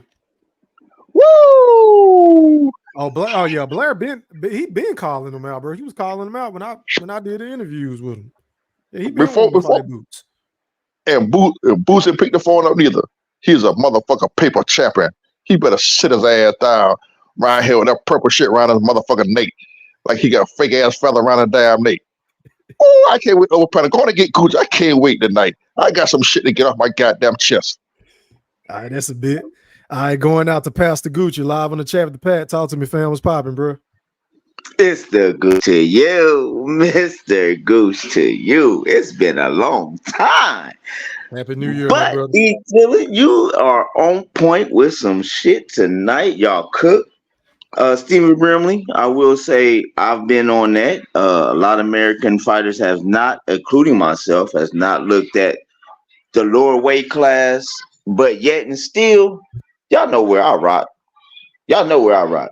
Pound for pound, fighter of the year. They keep fucking him. IBF keep fucking him. Come on, man. We can't keep. What we gonna do, man? Come on. And Boots don't want that. So Mr. Go, don't even ask for Boots to even call that man because he don't want that. It's a lot of animosity going on right now in the O, and motherfuckers don't even know. I'm just gonna keep it like that. Motherfuckers is back to ducking. Motherfuckers gonna sit back and talk about I'm back. Come on, man. Where you go? You been where you go? What, so on wait the a minute, ranch? Gooch. I just want to make sure I'm hearing you correctly. Are you saying that the word around the town in the O is that Earl Spence is ducking the rematch with Terence Crawford and he's holding up this man's career? Is that what you're trying to say, sir? You know what? I'm not going to even say the O is saying. I'm saying the Goose saying it because because me personally, what Earl Spence is doing right now, he said December, right or wrong, Geeksville. Yeah, he said December. Yep, that's a fact. Okay, In the well, contract. then one motherfucker saying February. I heard that. Yep. Oh, okay. And what are we seeing? Nothing. Nothing at all. I'm not saying he ducking the Thriller. You did 22 parts. What you saying? What I you did see? 19. I ain't making it 20, bro. I did 19. Yeah. Oh, 19. I could have Okay. did 20. I could have did like 30 of them hoes if I wanted to. You know. You should have. But it's just Who one said problem 20? with this theory. It's just one problem with this theory. What's you know what? It could have been. It could have been December. It could have been February. The problem is where it was going to be broadcast on. Okay, so it's Paramount now. So what's the problem? The network is the holdup. They with Paramount now. Well, they gotta Ain't no announce their holdup. schedule. Ain't no holdup. Well, they gotta on, announce Q. their schedule. Come on, Q. You know what? Let's go to open panel. Let's go. It's open panel. Y'all go ahead and go back and forth. Go ahead. Yeah, because I'm just saying, if where they're, I'm asking you, okay, if they fight right now, where it's going to be broadcasted on? Paramount. On my network. Prime. You saying Paramount. Everybody else saying Prime. Which one is it going to be? I mean, not Paramount, Prime. Okay, that's who they with. Prime. My fault. I misspoken. It's Prime. Whoever they with, that's where you're gonna go. That's where they're going to go. So, have they announced a Boston schedule yet? Why not? Well, they're just getting the money for one. So this been in the making for how long, Q? I don't know. You gotta tell them people, man. Hey, listen, dude. Okay, listen. so once again, tell them people, man. So once again, why is Earl Spence? Okay, so why is Earl Spence so quiet then? So we can't say that the man is making them people not announce their boxing schedule, man, because it's more than just him. They gotta put on that Prime, man, to make that shit jump and pop. Earl Spence told us July 29th after the fight. He's fighting in December. He lied. Nobody July 29th. 2024. That Showtime was exiting the sport of boxing. Man, look here. I'm gonna counter everything you come with. Come on, keep coming. They could have made that fight at the end of the year. How? Showtime could have made that last fight. They could have made that they last hurrah. Earl Spence, Terence Crawford. What they didn't want to see is Earl Spence get his ass kicked like that. So they ran. You know, y'all know what they did. Fuck it. Well, you know, we about to go to Prime. I mean, that's speculation. That's not facts. Oh, what? Shit. What do you see? That's not facts. I mean, are you blind? That's not facts. Are you blind? That's not facts. That's speculation. Are you blind? Are you blind, sir? But that's speculation. But are you blind, sir? Wouldn't that fall? I'm not blind, but wouldn't that fall in the category of speculation, sir? Okay. So you're blind. You Stevie Wonder right now. But you know I'm technical as fuck. That's not gonna work. What else you got? Well, I'm gonna tell you now. It's not gonna work. The motherfucker don't want to fight no goddamn body. He ain't gonna fight no damn body. Okay, bro. Goddamn. At the end of the day, they what they're doing now, they're holding Bud up, going ahead and beat somebody else's ass. That's all the fuck they doing. All thing they doing, all these goddamn excuses they're doing, fucking with this man here, talking about this and talking about that. They just gonna make that shit worse. He just gonna beat the living shit out of Earl. What about the other fighters that's over there that's waiting on fights too? They in the same position, Mr. Gold. Yeah, they in the same position. It ain't same just position. it ain't just Bud. It's really They waiting on the schedule. They waiting on a date. But my thing is, Q, I'm looking at it like this in here. They are holding this fight up because they knew to me, I feel like they knew I that agree they with was you on going out that. of business. They knew they was going out of business because if Showtime want to get that fight done in December, that fight could have been made in December. Because they had open dates. Big facts. It's just we can't say Earl is holding the fight up. That's all I I'm didn't say saying. Earl. When I say Can't say Showtime. Earl is I say holding it up. Showtime. Showtime, PBC, Al But Hammond. We can say them. Earl did hold it up a little bit though. He didn't want to get an ass cut no goddamn more. He held that shit up. Hey, they holding this shit up like they was holding up negotiations by sending that lack of transparency contract offer. They holding this shit up again, man. Like, come on, man. They ready to see Bud do bigger and better things. Me personally, hell, fuck that. I just want to see the nigga fight more than one time as a fan. Earl came out of his mouth and told him, "For don't y'all call Bud? Don't y'all call Bud? Ain't no goddamn more." And then I'm about to throw some other shit in the game. Now y'all holding up the fight. Shit. Now y'all holding up the fight to where shit he can't even fight Canelo on Cinco de Mayo. That's what I'm saying. He wasn't gonna get that fight no way, Gooch. Man, he's gonna get that fight. That man gonna get that fight. He wasn't gonna get that fight scared. no goddamn way. He was not gonna get that fight no way. They scared of Bud, man. They scared of Bud ass. Y'all know Bud gonna beat that nigga They ain't ass. got nothing against Bud. Don't want him to get that fight. They don't want him to get that fight because that was supposed to be Earl fight.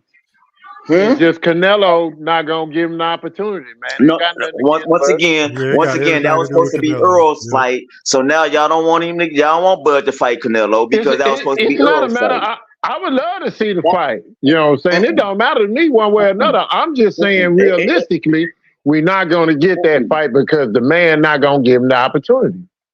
Period. I agree with that. I just feel like he not going to. Right. He going to do a motherfucker.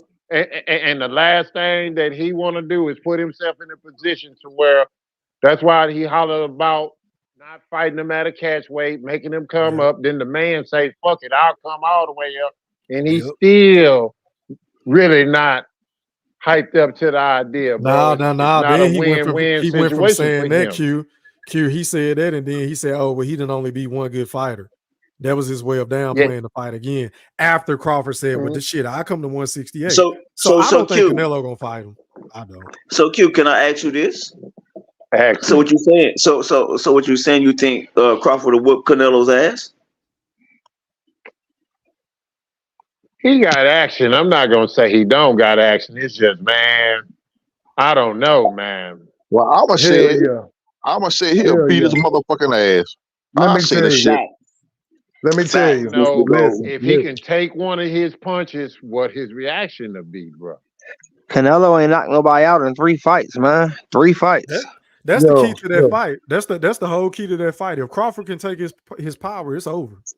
It's over. He's not a better boxer than Terence Crawford. Man, what Crawford give a damn how much skill the motherfucker got. If a motherfucker can't take that power, motherfucker get to seeing the little man and the big man. Little man get to doing a lot of retreat. I'm gonna tell you like this, Q. Did you hear what Terence Crawford said about Earl Spence power? That part. Hey, time out, fellas. Time out. Let's see COE say something real quick. Go ahead, bro.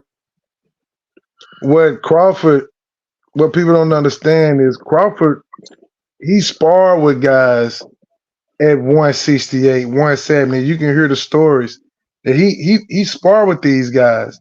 So seeing them and dealing with that type of weight is nothing. Now what Canelo have to do, what Canelo have to worry about is Crawford's power. Crawford's power it carries. He don't lose his power as we can see. So and another thing, Crawford footwork. He's not finna stand in front of Canelo like that and just let Canelo wang on him. Crawford has the footwork of a Floyd Mayweather. He has the power that Mayweather never had to finish fighters and to get them out of there. So it's a difference. He will do that. And it'll be that's why Canelo won't take that fight. I'm telling you, I hope Canelo take it, but I doubt it Power because that Mayweather never had, though. You don't think that's a bold statement, bro? oh yeah, that Mayweather, is. I mean, not, man, no. look at the Mayweather proof. had the power. He mean Now, money made. He probably meant to okay, say money money made. made. Okay, money That's made. probably what he Okay, meant.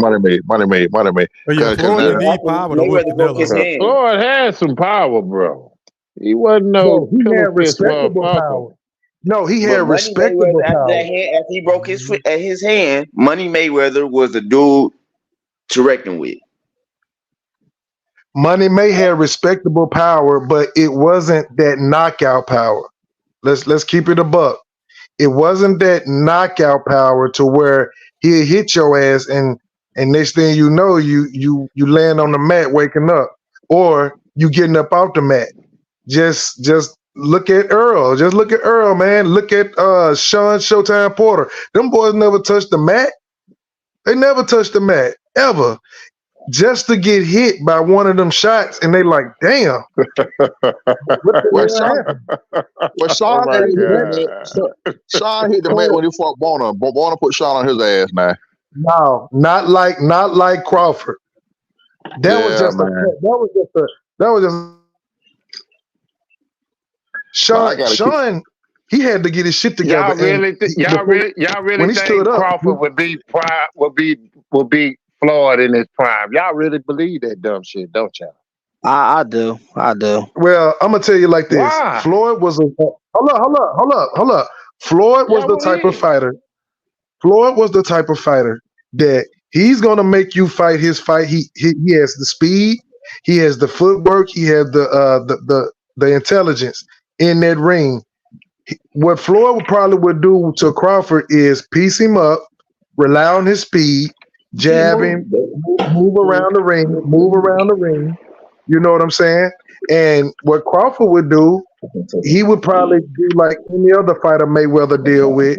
He'd probably just fall into one of them traps, just keep on trying to chase him around the ring, deal with the speed, try to catch him. But ultimately, it'll go down to the decision, which Mayweather might win due to the points. And that's the only way I could put that in my opinion. I It don't think so. won't be a knockout. I think It Floyd. won't be a knockout. I think Boyd will be a little too much for him, in my humble What the opinion. fuck? What the I think fuck? Let him I'm, explain. I want to hear. I'm, I want to hear I everybody's think opinion on that. Go ahead, go. because of Bud's skills and ring IQ, he will fuck Floyd ass up.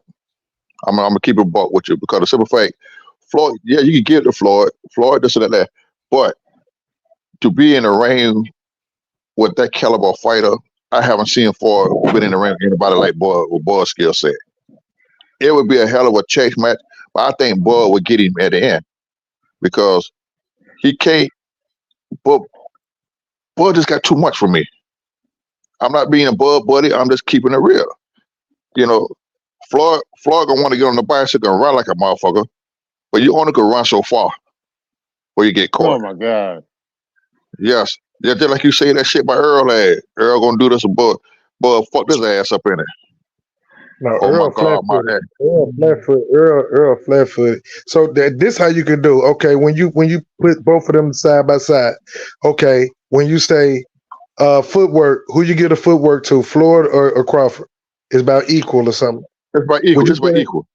I say it's Okay. about equal. I say it's about Okay, equal. okay. Nah. Okay, watch this. I think Watch it's about this. equal. Don't Watch say this. equal. Hold up. Watch Yes. this. I Watch say this. Floyd. Hold up. Nah. Hold up. So you said footwork. Floyd got better footwork. I say it's equal. Okay. I say When you equal. say when I you say say equal. power, when you say power, who has the most power? I think Bud do. Okay, Bud got the most power. Who has better ring IQ?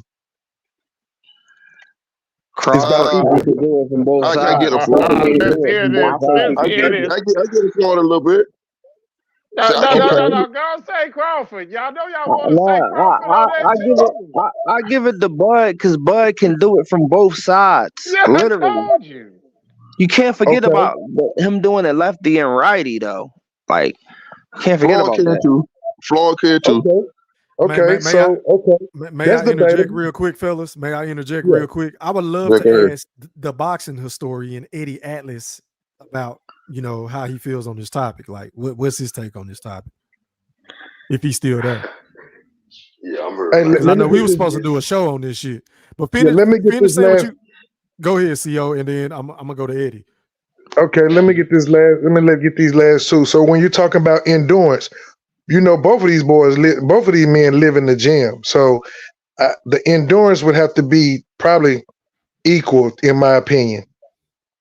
So when you get to putting both of them side by side and you factor all those things in, you got to look at, okay, you got the speed. You got to get a speed to who? Mayweather. You got to get the power to Crawford. So, everybody knows speed is power, but knockout power is different. You got the endurance, you got to get it. So that's about equal. You got the footwork, you say that's about equal. The ring IQ, that's about equal. So what it all gonna boil down to me is who's gonna be able to land the most punches, to be the most slickest fighter. Who's gonna be the slickest fighter to build up the points? Because Floyd ain't gonna let you knock him out. He'll run around all night before he let you knock him out like that. So you got to look at who gonna build up the points. And the reason why I say Floyd would probably win in decision because he would be able to land the most punches, so to speak. Pop shots. If on the way, Hold on, Floyd Goldie. Go. okay. Time out. Yeah. Let me get Eddie Atlas Oh yeah, take on go this ahead. shit. Go ahead, I forgot Eddie Eddie Atlas. Atlas. What's your take on this topic, bro? Floyd versus Bud. Man, it's just shit. You know what I'm saying? I right now, I mean, as far as you want me to give what I think a result would be right now, or you want me to do it later on? E3. You said what, fam? You want me to give what I think a result would be right now or later on? You can do it later on. Cause we can do a show about this shit. Yeah, I mean, I can talk about some of the attributes, I guess. I mean, as far as like, yep. Speed, I get a Mayweather. Footwork, I get a Mayweather. Power, I get a Crawford. Ring IQ, due to the fact that I said before the Spencer Crawford fight, Canelo 5 to 6 rounds, Crawford 3 to 4 rounds. Yeah, he did it quicker than the Spence fight, but Mayweather always 1.5 to 2 rounds to beat that guy out. Said the distance of time, and at that point, the fight is over. So I get an IQ to Mayweather. Yeah, Crawford can fight from both sides, but man, Mayweather, come on, that's Mayweather. You know what I'm saying? He done showed us. You know what I'm saying? He done showed us time and time again. He's undefeated for a reason. So it's Crawford. He showed me great. I believe he was great. I told anybody that listened to me he was great first night I saw him against Prescott. So there's no doubt about it. But we can't. We talking about that's far as I go right now. That's a bet. We're gonna have to spin the block and go ahead and do that video, bro. Do that live stream breakdown. Cause I got a lot to say about that fight too, bro. But go ahead, Goldie Loke. My bad, kind sir. Go ahead and say what you was about to say. I forgot now shit. Ah shit. I forgot Panel now open, goddamn. Y'all go ahead. Y'all go ahead and cook. Panel open. Brim left. Mosquito spray don't came in there and took so damn Brim long. at I work. forgot what the hell I was going to say. Yeah, Brim having troubles at work, so he can't come on right now. Go ahead. He ain't got no trouble that way. He know I was coming on. He know I was coming on to get him this shit. I got some for y'all. I got some for y'all. Where's Boston nerd at? He said shit since I called his ass out. Where you at? Boxing nerd said he had to go. Goldie, he probably got to study or some shit, bro. Hey, hold on. I got some for you. So which fighter got to study? Hold on. Which fighter gave Floyd Mayweather the most problems, real quick? Maidana. From his own mouth, Emmanuel Augustus. Huh? From his own mouth, it was Emmanuel Augustus. I mean, you could say. I mean, as far as what we've seen, in the present time. Okay. Of course, So ask yourself, the fighter that gave Floyd Mayweather the most problem, would Terence Bud Crawford beat him? At that point in their career or in their prime? In their prime. Like whenever Floyd Mayweather fought him, at the same time, would Terrence Bud Crawford would have beat him at that same point of time? Hell yeah. Well, yeah. He'll kill my Well, dumb yeah. ass. Well, yeah. I'm gonna say this. Can I mosquito spray? Would go you ahead, say would you say Anthony Pryor was one of Floyd's toughest fights? Who that? Who? Anthony Pryor. Well, I mean not Anthony. What's Pryor's first name? My Aaron Pryor That's Anthony Aaron Pryor. Pryor's. Aaron Pryor. Aaron Pryor. was one of his toughest fights. Yeah. They didn't fight Aaron Pryor. was calling my He name. never fought Aaron Pryor, man. Pryor. Say, man. See, you know what? See, that's why. tripping, man. No, the drunken master. He's the drunken master. He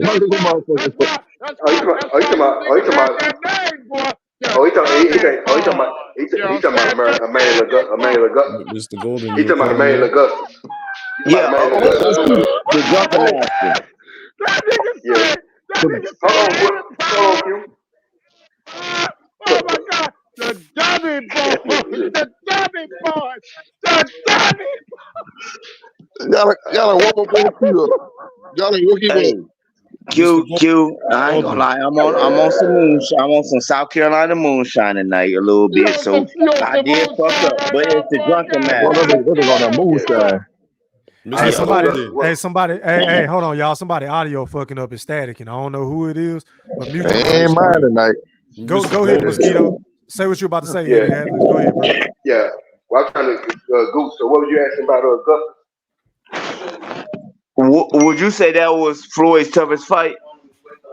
Yeah, he said it himself. You know what I'm saying? So you can say that the first or the first Castillo fight. I mean, one. Right. That's what I'm saying. Looking at Floyd, his toughest fight was a drunken master. After that, I ain't seen. Hey, Floyd. After that, he was a beast. So, for me to say Bud in his prime with Floyd in his prime, man, that'd be a fucking fight. Real shit. It's 50-50. Mr. Golden. I think. I would. Why ain't gonna say that? I ain't even gonna say that till later on. I'll save it off later on. But I mean, yeah, it ain't. It's not. The thing that separates the two of them as far as resumes and everything is just opportunities, I think. You know what I'm saying? You think about it. Mayweather's first big pay-per-view when he was 28 years old against Gotti. Crawford didn't get his when he was 35. You know what I'm saying? So it's just but I'll leave it alone for now, man. I'll break it down later on. I'm gonna say this though.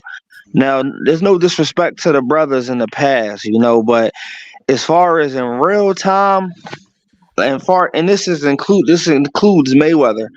As far as like fighters I've seen in real time, Terence Crawford is the most intelligent, instinctual fighter I've seen in real time.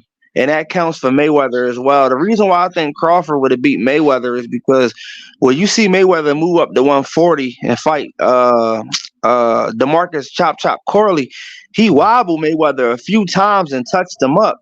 If a slow person like that with slow hands and slow feet can give him problems like that from the left-handed position, what you think a trap setter like Crawford to do to him? So I mean, that's just my whole thing. I think Floyd made it a point to go toe-to-toe in that fight because he was trying to prove that he was the number one pound-for-pound fighter in the world, which wasn't smart by his choice. But I think that had a lot to do with that, bro. Because if he fighting a dude like Bud as dangerous as Crawford, I don't think he would. I think he would be patient against Terence Crawford. I don't think he would go in trying to go, tit for tat or toe-to-toe with him. I think he'll just pop shot him all night. But you think that's going to work, though? You think Crawford is going to let him pop shot him? I don't think he's going to let him, but I think Floyd would be able to figure Crawford out, honestly. I mean, Floyd would be able to figure Floyd out. Because when you think about it, bro, Bud struggles against counterpunchers. He don't struggle against niggas that come forward. He struggles against patient fighters. And we all know Floyd is a very fucking patient fighter. And an excellent counterpuncher. Exactly. He's just as good as Bud, if not better, in the counterpuncher. Right. I think it's a 50-50 fight. Way better than Bud. I think it's a 50-50 fight, bro. I'm not saying Floyd to watch him. I'm not saying Bud to watch him. I think it's a Right. toss-up fight. But if I had to bet money, I'm betting on Money May. I respect that. I just see it as like I saw the 38-year-old Mosley land the right hand on him and hurt him. Like and to Floyd's credit, Mosley was a great finisher to Floyd's credit, and Floyd, weathered the storm. But if Shane wait a minute. What did Shane say Floyd told him in his ear? I don't know what he say. He said you're gonna have to kill me. That's what Floyd told him, nigga, bro. Floyd a dog, bro. But then each other though. They say this though, with the power of Terence Bud Crawford, you think Floyd can withstand that? That's a big question mark. I think so because Floyd got a chin. Floyd got a chin, bro. I mean, he do, but everybody else that had chins, bro, tested. That's true, but would you say they had better chins than Floyd Money Mayweather? You know what? Like you said, that's a question mark. I think that's what so intriguing, bro. Well, you know, Shane Mosley. Hey, Shane Mosley needed one more minute. I mean, Shane Mosley needed one more minute now. And that's what I'm saying, yo, because simple fact, like you said, and I don't think Shane Mosley hit as hard as Terence Bud Crawford, in my opinion, because I would agree to that. Yep. Of course. Man, like let's keep this 1,000 now. Shit, boy, this is some powerful ass shit. Just to hear y'all think. But what you got to say about it, knock out Q? Floyd, Money Mayweather. Y'all got to be some real buddies. You know what I'm saying? I'm talking. This is how you get on the list. Shit like this. You know what I'm saying? Nah, they wouldn't keep it real. Excuse me, but Boston Nerd came back on. He been calling my name. Where he at? Y'all know goddamn well Bud gonna be in the fight of his goddamn life. Cause it's gonna be a chess match. He will, but don't think. Chess master. But do not think. Come on, Q. Do not think Floyd would be in the fight of his life also. Because I'm gonna say it like this, Itula, and I'm gonna say it to the panel, to the Wolfpack, everybody. I'm gonna say it just like this: has Floyd met a dog like Terence Bud Crawford? Hell no. Has Floyd met a dog like Terence Bud Crawford? Nope.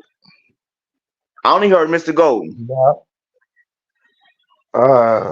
No, not really. The only one I could think about was that motherfucker the drunken master. That motherfucker right there. That ain't that like animal, boy. I'm willing to say Miguel Cotto was a dog. But Pacquiao was a dog. Crawford, though.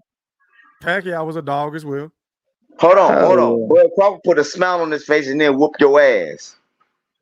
Yeah, I mean, we all know Bud is different, but so are you saying that Floyd ain't never fought a dog before? You just saying he ain't never fought a dog like Crawford? Because that's two totally different things. He ain't never fought a dog like Crawford, bro. Okay, I can see that. Hey, is Mr. Golden here? He ain't fought a dog that'll laugh at you. He ain't fought a dog that'll laugh at you and then whoop your ass. We seen that. Yeah. I'll wait on you, Boston Nerd. No, I came back because Mr. Golden was just talking a whole bunch of ish. Right? Yeah, I'm talking shit. We're trying to find out why the hell you didn't answer that phone call. What phone? Man, if you don't get that dumb shit out of here, bro. Ain't no dumb shit. Listen here, Golden Oreos. You need to go sit down somewhere, bro. Look, we're trying to find out your boy took all this shit here. He done ran for Bud 15 times and still running. Now he running for Conor Benn. Champ, man, not the He's champ. not the champ. Why would he? No, listen. Conor Benn isn't ranked. Number one. Number two. Man, I'll go. No, he's not ranked. I don't hear that shit. I don't hear that shit by hearing that. He's saying, hold on. He said nobody want to fight him. He had two motherfuckers to step his ass. Blair Carr stepped to him face to face and told that nigga, I'll beat your motherfucking ass. He ain't saying nothing. Oh, that's the guy that got stopped by Alex Rocha? The guy I don't give a damn. I don't give a damn. Let a motherfucker step the Bud. Let a nigga step the Bud face like that. Tell Bud he'll beat his ass in front of his face. See what happens. Golden, he's just gonna get a few more fans fighting Conor Benn and knocking him out. That's just easy work. Man, listen, Boots don't want to. He's not getting any. Boots don't want to fight nobody that will give him some motherfucker smoke. No, he's getting zero credit for beating Conor Ben. Number one. Number That's two. That's the same thing, boy. That's not true. That's not true. Boy will get zero credit for beating his ass. It's not ranked. He would get credit. He would get credit from me if he beat Conor Ben. I would give him credit for that. Yeah, that's lovely. Yeah, that's lovely. E3. Nah, but I give him some credit. He fight Conor Ben. What kind of credit though? He's not ranked anywhere, and he's a steroid cheat. Hey yo, Goldie. Maybe they need to email that motherfucker because we know they respond to that. Maybe they need to send an email. Maybe he'll get the memo then. I'm just saying, since he the email champ like Tank. Hey Quinn, damn. In my Florida Evans voice, damn. I'm just saying, bro. They answer emails now.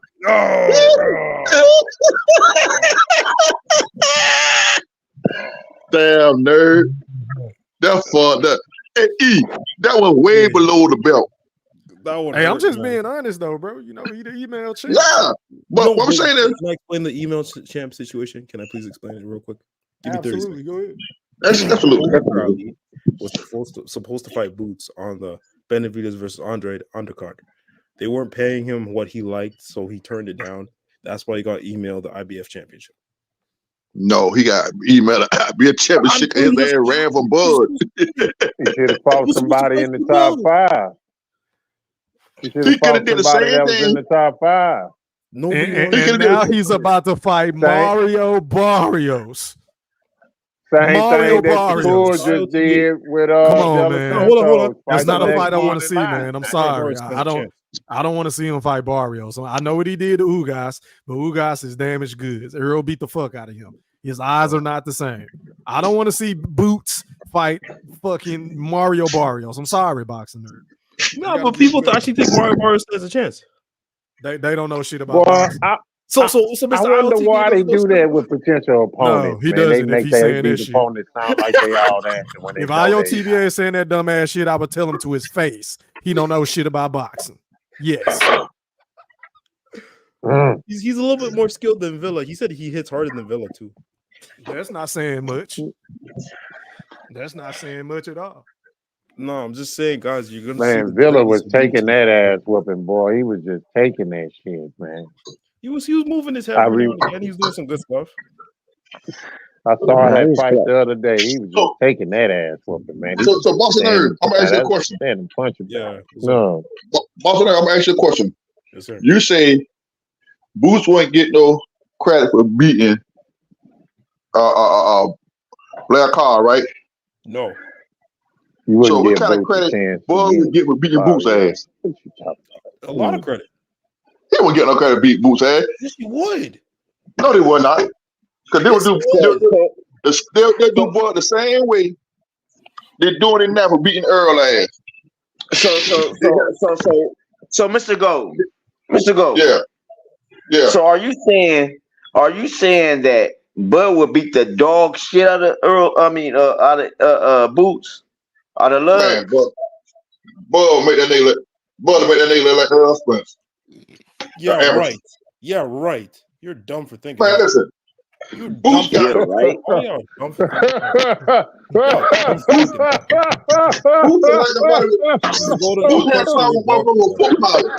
I'm really questioning your boxing knowledge, Mr. Golden. Man, come on, man. I'm not calling you. Here's the thing. I'm not calling you Mr. Golden no more. You're Mr. Tinfoil. Mr. Tinfoil. I'm not calling you no Mr. Golden. You're Mr. Tinfoil now. Listen, y'all. Listen. If Karen, Goldie Low. Time out. Yeah. Can Eddie Adley say something, kind sir? Go ahead. Yeah, real quick, man. Just think about this. Let's rewind back about 2014. The last time it was a guy on top of the sport. There was a young up and coming guy who kind of mimicked his style, and it was a younger crowd. The early to mid 20s saying the younger crowd was the old line. But fast forward now, knowing what we know would have happened, had they fought now, looking back on how things unfolded. I'm talking about Floyd Mayweather and Adrian Broner.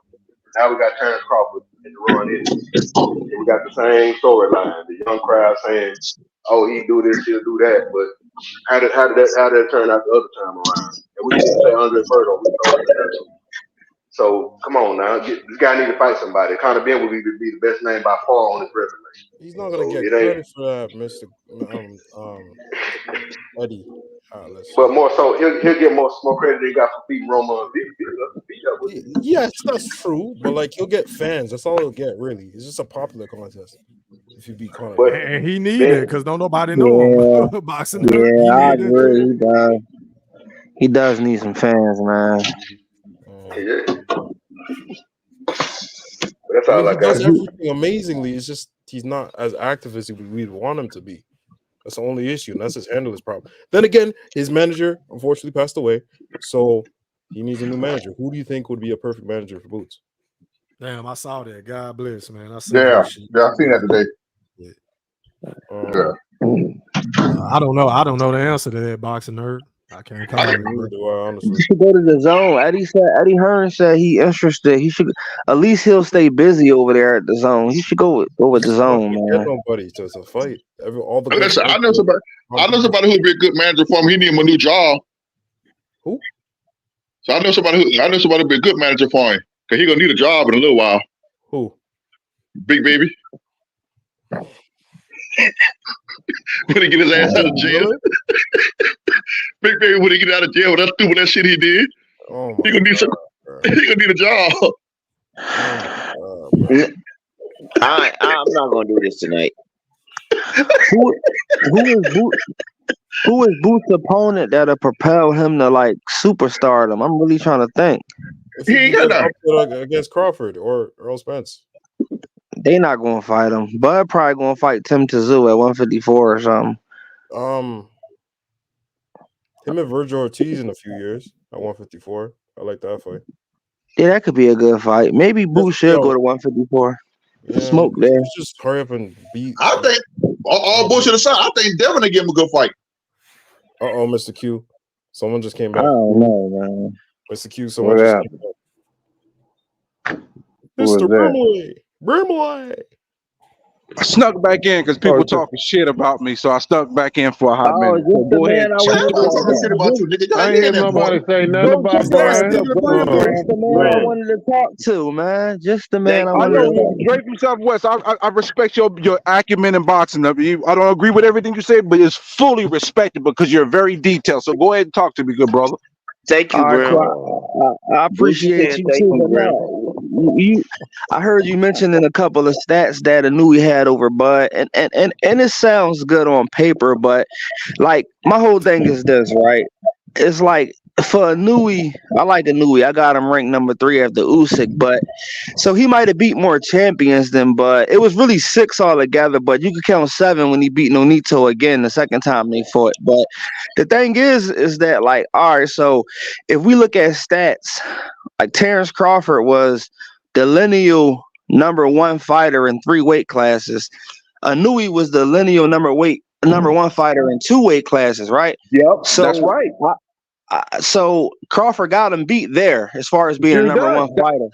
But see, Bud's my pound for pound number 1. That's the first thing I said from the jump. Because how can I take him off pound for pound number 1 when he was number 1 going into the year, and then he had such a phenomenal victory? It's just that Inouye just made some heavy waves this year to make it an argument. But I got Bud number 1, but I'm not gonna sit here and be like, "Oh, you're hating on Bud because you think Inouye had a better year and he didn't pass Bud." You think that somebody thinks that?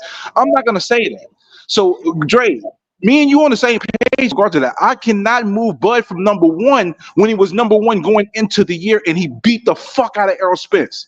It's just that I'm putting respect on Inouye's name. That's all I'm doing. Can I ask you about the competition now? He's not no fighter in the year.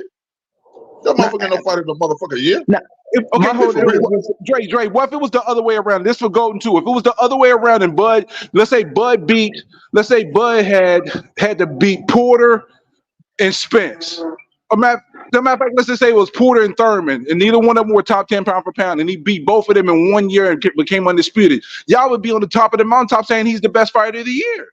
If it was the other way around and Bud did what Inouye did, y'all would be saying the same shit. They're better opposition than Fulton and Tapalis, though. See, my thing with Anui is this, right? I don't understand, and I'm not knocking Anui because Anui can't help with fighters at the weight class, but I'm a person who actually know about those fighters in the weight class, and I'm telling you, bro, to make a long story short, Emmanuel Rodriguez, Omar, like Narvaez, That was a great point, bro. Because that dude didn't have 18 losses for him to get that mandatory shot. So that was a great point and a great argument. That's a great argument. I can't dispute that, Dre. I can't. But my point is this, though. I don't even understand, and I understand you got Bud pound for pound number one. But this is what I'm saying. I don't even understand how with Anui's level of competition, how it's even close, though. Like a lot of the dudes he fought, they got the same base style. I don't know. Wait, what was Fulton? Fulton went pound for pound top 10, but he was fringe. He was in the top 20, bro, easily. Nigga ain't got no power. He ain't got no power at all. And did you see how he fought in that fight? You don't stand a chance with no power with a new man. I don't appreciate the Donito disrespect, though. You disrespecting Donaire a little bit, bro. A little bit, just a little bit. That dude's a legend. I love Donaire, but I just like he was a very good fighter, but he was limited. He always struggled with boxers, bro. Like an all around fighter can beat any style. Like, and we haven't seen a new face any style yet. But everybody has an Achilles heel. But like E3 said, and it's true, Bud has a problem with counter punchers because he's the counter puncher. That's why Green Beans did well early in the fight because Bud was looking for the knockout. Listen what you just said, though, Brim. He did early in that fight, Brim. Come on now.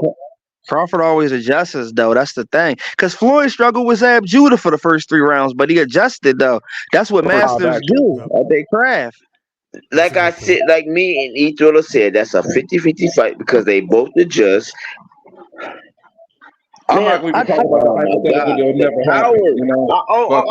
going to end it like this. The power. I don't think Earl has seen the power. I mean, Earl, my bad. I don't think Floyd has seen the power of Terence Bud Crawford. Yes, he has. Stop it. Who? Yes, he has, man. Who? Shane Mosley. Shane Mosley, man. What is wrong with you? Stop. Floyd wouldn't have fought Crawford. He don't fight nobody from the young school. Like he ain't fight none of them young up and coming dudes, bro. Yo, not what was Canelo when he fought him? Floyd was Stop. What was Canelo when he fought him? Yeah, you're right. I take that back. I stand corrected. You're right. Please tell me. I give you that. I give you that. You got that. But I'm just saying, like Sean Porter ain't get a shot. Danny Thurman, nobody. Like material, boy. This is some good shit. Who's more powerful? That was a great win from Floyd, though. I stand corrected. That was a great win from Floyd. You're not answering the question, brother.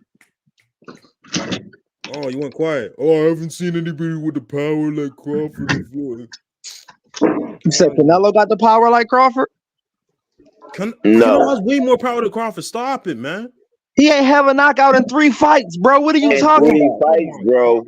Hold on. Boxing nerd. Let me ask you this.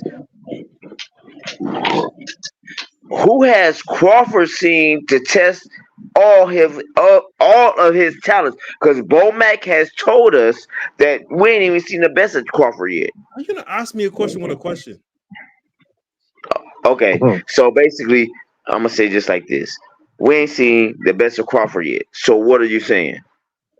That's not answering my question. My question was: are you saying that Crawford has more power than Canelo? I think so. I'm saying once again, we have not seen this. This is 4K. We have not seen Crawford being tested. Okay, who has seen Crawford being tested yet? Who tested Crawford? Mr. Quentin, what is going on? This guy can't answer my question. Bro, I'm hearing this shit, this bro. Is masterful deflecting. this is outstanding, bro. Answer my question. What's the question? Does Crawford have more power than Canelo? Because you said Floyd has not seen any power like Crawford. Correct. I agree. I so agree. You're saying Crawford has more power than Canelo? Yes. Yeah. I agree. Oh shit, they saying yes, man. Canelo, he like I'm gonna tell he's you a why. hard. He ain't stopped nobody in three fights. I'm gonna tell you why. Crawford has sparred the likes of so-called Steven Nelson. He has also sparred the likes of Houston Alexander, who has fought Kimbo Slice. Come Kimbo on, man. Slice. Sparring compared to Bro, actual fight. come on, man. Kimbo Slice. Hold up, let me stop I'm y'all. just saying. Canelo has more power. Don't sleep on That Houston nigga said Alexander. Kimber He's sharper. Slice, bro. Do not sleep Bud on is a Houston sharper Alexander puncher, but film. not a more powerful puncher. He's a sharper puncher. Yeah, there's a difference, brother. There's a I don't difference. think He was Canelo knocking that Canelo. I bet you was powerful knocking though, Canelo ass man. off. I think his I got power is common sense, overrated. Canelo. So if we put Whose okay, power Fear is overrated? let's switch. I think Let's switch. Canelo power is overrated, Question. man. Let's switch their Kimbo opponents. Facts. Slice. Quickly switch their opponents. Do you You think said what? Canelo would not have more knockouts if he had all Crawford's opponents? Yes or no? Yes or no? You say what? Let's switch their opponents. Do you think their knockout ratio would be the same or different? At what level of their career though? Because It doesn't matter. Canelo's always fighting bigger guys. He's usually always a smaller guy. at More times 154 than he not. wasn't, and he was going the distance with like Austin Trout and Laura. So I don't know. I can't say that. I don't know. Most of those guys were undefeated at the time. I'm pretty sure. Laura had one loss. No, I get it, but Trout went on to be stopped and Laura went on to be stopped. I'm just saying that I don't think this guy is because he hasn't had a stoppage in 3 fights. I mean, Jamel was at 154. He came up 2 weight classes. He hurt Jamel, but couldn't finish him. Could barely touch him when he was moving. Survive. If you're talented enough of a boxer, you'll know how to survive. Just like with Errol, Mikey Garcia. If you're talented enough, you can survive a fight. Yeah, but you know, sometimes when dudes going to survive, it's your job to like track them down. It's been fighters in the past who like fighters that ran and certain dudes like track them down. It's your job to cut the ring off. Go like Anui did to Butler, for example. Butler was running for like 11 rounds. But Family Butler's caught up not with him. skilled enough, though. Butler's not on the same level of skill. A high-skilled guy who wants to survive can know how to survive. Of Laura and Austin Trout, that's what we talking about. Those were just pretty good close fights, and those are guys who were at the peak of their powers. When they started getting knocked out, their powers were already starting to diminish. So it's kind of unfair to use that. I feel like Austin Trout claim to fame was just beating Cotto. That was literally it, bro. Like after that, it was just. I mean, you could have made an argument in the Charlo fights and stuff like that, but like, bro, just started losing. Only person that stopped him was Hurd though at that time, though, to be fair. But what I'm saying is like I don't know how big of a power puncher Canelo is because the boy went 3 straight fights without a stoppage. That's all I'm saying. Bud getting everybody out of there, bro. But let's think about it. He fought Triple G. Triple G ain't never been knocked down or stopped. Ryder. Now, Ryder was stopped earlier in his career, but as Ryder moved up, Ryder became a tougher fighter in the fight, and he has been a very durable fighter as of late. Come on, man. Stop it. Was right after he had his surgery. So he was testing everything out. And then What, in the Ryder fight? If he got close to him to put him down once, why not do it twice? Hold on. Triple G being one of the greatest middleweights of all time. And yeah, I don't know about all time, but he was good though. I don't know about all time when he stepped up. Very good middleweight. My bad. When Triple G stepped up in competition, all his stoppages stopped for the most part. So I don't know about all time, but he definitely was good though for his generation. It was good. Yeah, he was way too old when he started stepping. Hey fellas, hey man, I appreciate everybody for coming on. I got to get off this bitch because I got to wake up early and go work out, man. So let me do closing thoughts, man. Going out to the okay, go ahead, Boxing Nerd. Yeah. Boxing Nerd, go ahead. I appreciate you guys. Appreciate you, E3. I'm glad you got your super chat once again. If y'all really love E3, you'll super chat him. Come on, guys. Let's show some support. He's been without a super chat for a little bit too long because of some stupid, goofy, bum, idiotic person. Not to be named, of course, because that's a $25 fine that I don't have right now. But appreciate you, E3, man. I love you guys. I'm glad that the gang is back. Appreciate it, fam. All right, man. Go ahead, Brim. Closing thoughts, my brother. All right, listen, man. At the end of the day, E3, I'm glad you're back on your boxing shit. You keep doing all your other shit. I see you moving on TikTok, man. So congratulations. Keep building your shit. When it comes down to it, bro, Bud is pound for pound number one, but it's an argument that can be made the other way. And when the time comes, when E3 comes again, if y'all want to have smoke with me and keep my record a perfect one, y'all can go ahead and do that whenever the fuck y'all want to. Now, how you love that? And I'm gonna end it with this: Kobe number 7 all time. Holla at your boy. I'll see you tomorrow night because I'm damn sure gonna talk about that shit, that goofy ass shit. But anyway, I look forward to that basketball shit. Y'all know how I play. But anyway, man, going out to Pastor Gooch, Mr. Gooch, to you. Closing thoughts, my girl. Man, one love to the Wolfpack, man. Till it's been a long time. Yes, Man, sir. y'all just know how it is. Buzz 4-2 stand up. Bud is pound for pound, fighter of the year. Shout out to Bomac, because nobody said that yet. Bomac, trainer of the year, most deserved trainer of the year, the guru of boxing. I'm out. 4-2 stand Appreciate you, up. Gooch. Alrighty, man. Shout out to the Blaster. Stand the fuck up. All right, man. Going out to Goldie Loke. Closing thoughts, my guy. First thing first, Gooch, fuck you. Damn, 9. that's rude. Come on, Goldie Nigga, Loke. I'm down south now, nigga. I'm 4 hours I know away the hell from yeah, you. nigga. That's why I told you, fuck you, nigga. You ain't calling you out there in Carolina, nigga. You ain't even calling nigga ass. So fuck you. But anyhow, it was a good show. Stephen Brimley always come out that soft ass shit. He need to go ahead on that soft ass shit he be talking. But we all know what time it is. I just want them to just get his man his respect. Let's stop after he beat somebody ass. They come out with 500,000 excuses and shit. He ain't never fought nobody. He ain't did that. That man, they're not gonna appreciate Bud Crawford till he retired. That's the same thing they did with Floyd. Floyd, they really get appreciation after he retired. So that lets you know. I was always told if a motherfucker speak bad about you, that's because you're doing something right. So Bud kicking ass and everything. I say Bud will stop Canelo. I believe he will. And Boston Nerd, tell your boy to fight some motherfucking body, huh? Don't be trying to fight no goddamn Mario Barrios and all kind of shit like that. Fight a real somebody who's gonna give him some problems. Q, take care of that foot, dog. I'm about to haul ass anything. I gotta be on the roll in the morning. I'm going to Atlanta in the morning. So I leave Atlanta. I'm coming down to Dallas here. When you coming this way? When I'm coming that way? Yeah. I want to. My plan is to try to come that side that weekend after Nate for my birthday. So I'm about to see how things running. My birthday is on the 13th. I'm riding. If you do, I'm riding. No, I'm serious. I'm trying to put some stuff together and try to come that way because I really want to go to Portland, Oregon, but that's a long ass ride there. I want to go see my little brother. But just go I'm see how things run. I got to run to Atlanta in the morning. Got to pick up a new car in the morning. So I'm going to pick up going to Atlanta in the morning. But I'm gonna try to get that side. Like I gotta come see my boy Quentin. I'm out, fellas. God bless y'all. Already go, Look. God bless, man. All right, man. Going out to Dre from Southwest Philly. Closing thoughts, my guy. Man, appreciate you. Appreciate the panel.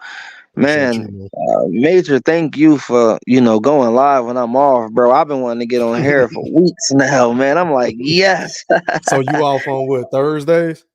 Yeah, I'm off Thursday, Friday, and Saturday. Like okay, that's a bit. Yeah, I saw when you was cooking about Tank. I saw when you was cooking last night. I'm just at work like, I want to get on here. Like, so it's a beautiful thing, man. You came on tonight, man. But yeah, shout out to the panel, man. I don't really got too much to say. I don't know too much about basketball, but Damian Lillard, that's my favorite player, man. I guess I don't know too much about ball, but he a baller. But yeah, shout out to the panel. Shout out to you.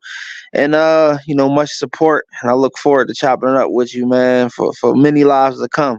Much respect. Yes, love and respect, my brother. All right, man. Going out to Eddie Atlas, aka Mosquito Spray. Closing thoughts, my brother. Yeah, appreciate getting on these three, man. I enjoy myself. Yes, sir.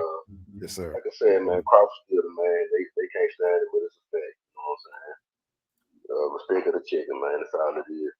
But and if the powers that be, if y'all listening, please make that Spencer Crawford rematch. Please make get this shit over with, man. But the boy put the oil up once and for all, man. But everybody take it light, be safe. E3, catch you on the next one, man. Appreciate you, bro. All right, man. And last but not least, going out to the BFB Master Q. Take us home, my brother. Oh man, this was a good one. Thank you. You know, it could have been a little bit better, but you know, we had some ducking going on tonight, I see, right? You know, we had some full-fledged, on full display ducking tonight, boy. I tell you. You know what I'm saying? But you know, I ain't tripping. You know, I understand. You know, but boy, you know what you had in store for your ass tonight, right? So I was gonna fuck your ass up like I always do, but you know what, man? On some motherfucking real shit, man. Bud's not pound for pound. Boy, these niggas I've heard tonight, boy, they pound for pound, boy. Them niggas fought hard tonight.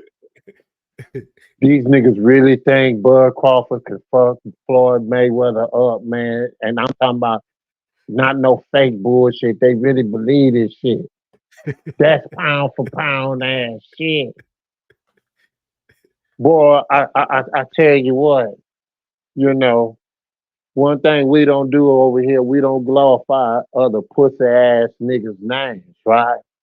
Right. But I'm gonna say this, you know, one thing I hated with a passion is when this bitch ass nigga that's so femified to where you want to brag about getting risk control and all this bitch ass shit when you stole them niggas' moment, man. Being on that motherfucking stage when you did all that dick licking and shit, you bitch nigga.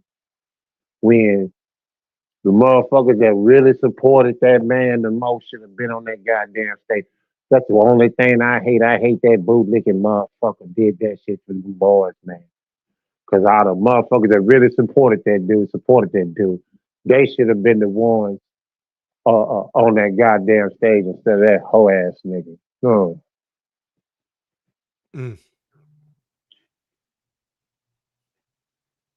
But other than that, you already know what it is, my boy. I appreciate you, Q. Hey, man, I appreciate everybody for tapping in with me on the panel. I appreciate everybody that dropped a comment in the chat. I appreciate everybody for sending me super chats. Shout out to my guy Moolah for joining the membership. If y'all want to do so, just go to the page, click join. Shout out to everybody in the playback game. Drop some comments in this bitch. Run them likes up to 100. Until next time, we are gone. Holla. I got your shit. Are you not entertained? Are you not entertained? Is this not why you are here? Yeah, I said it.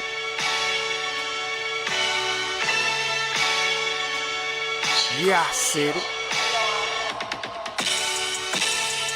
Go thriller, back better, iller, pound for pound. Killing these topics with analytics. Silencing all the critics. Trying to bite the style, they get sun like children. YouTube villain, podcast killing. So antagonistic and prolific with the swiftness. Make sure you make weight before you trying to debate.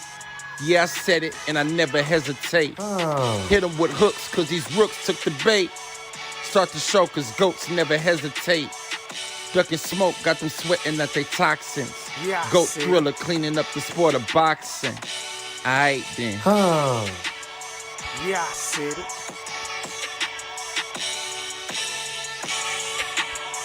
Yeah, I said it.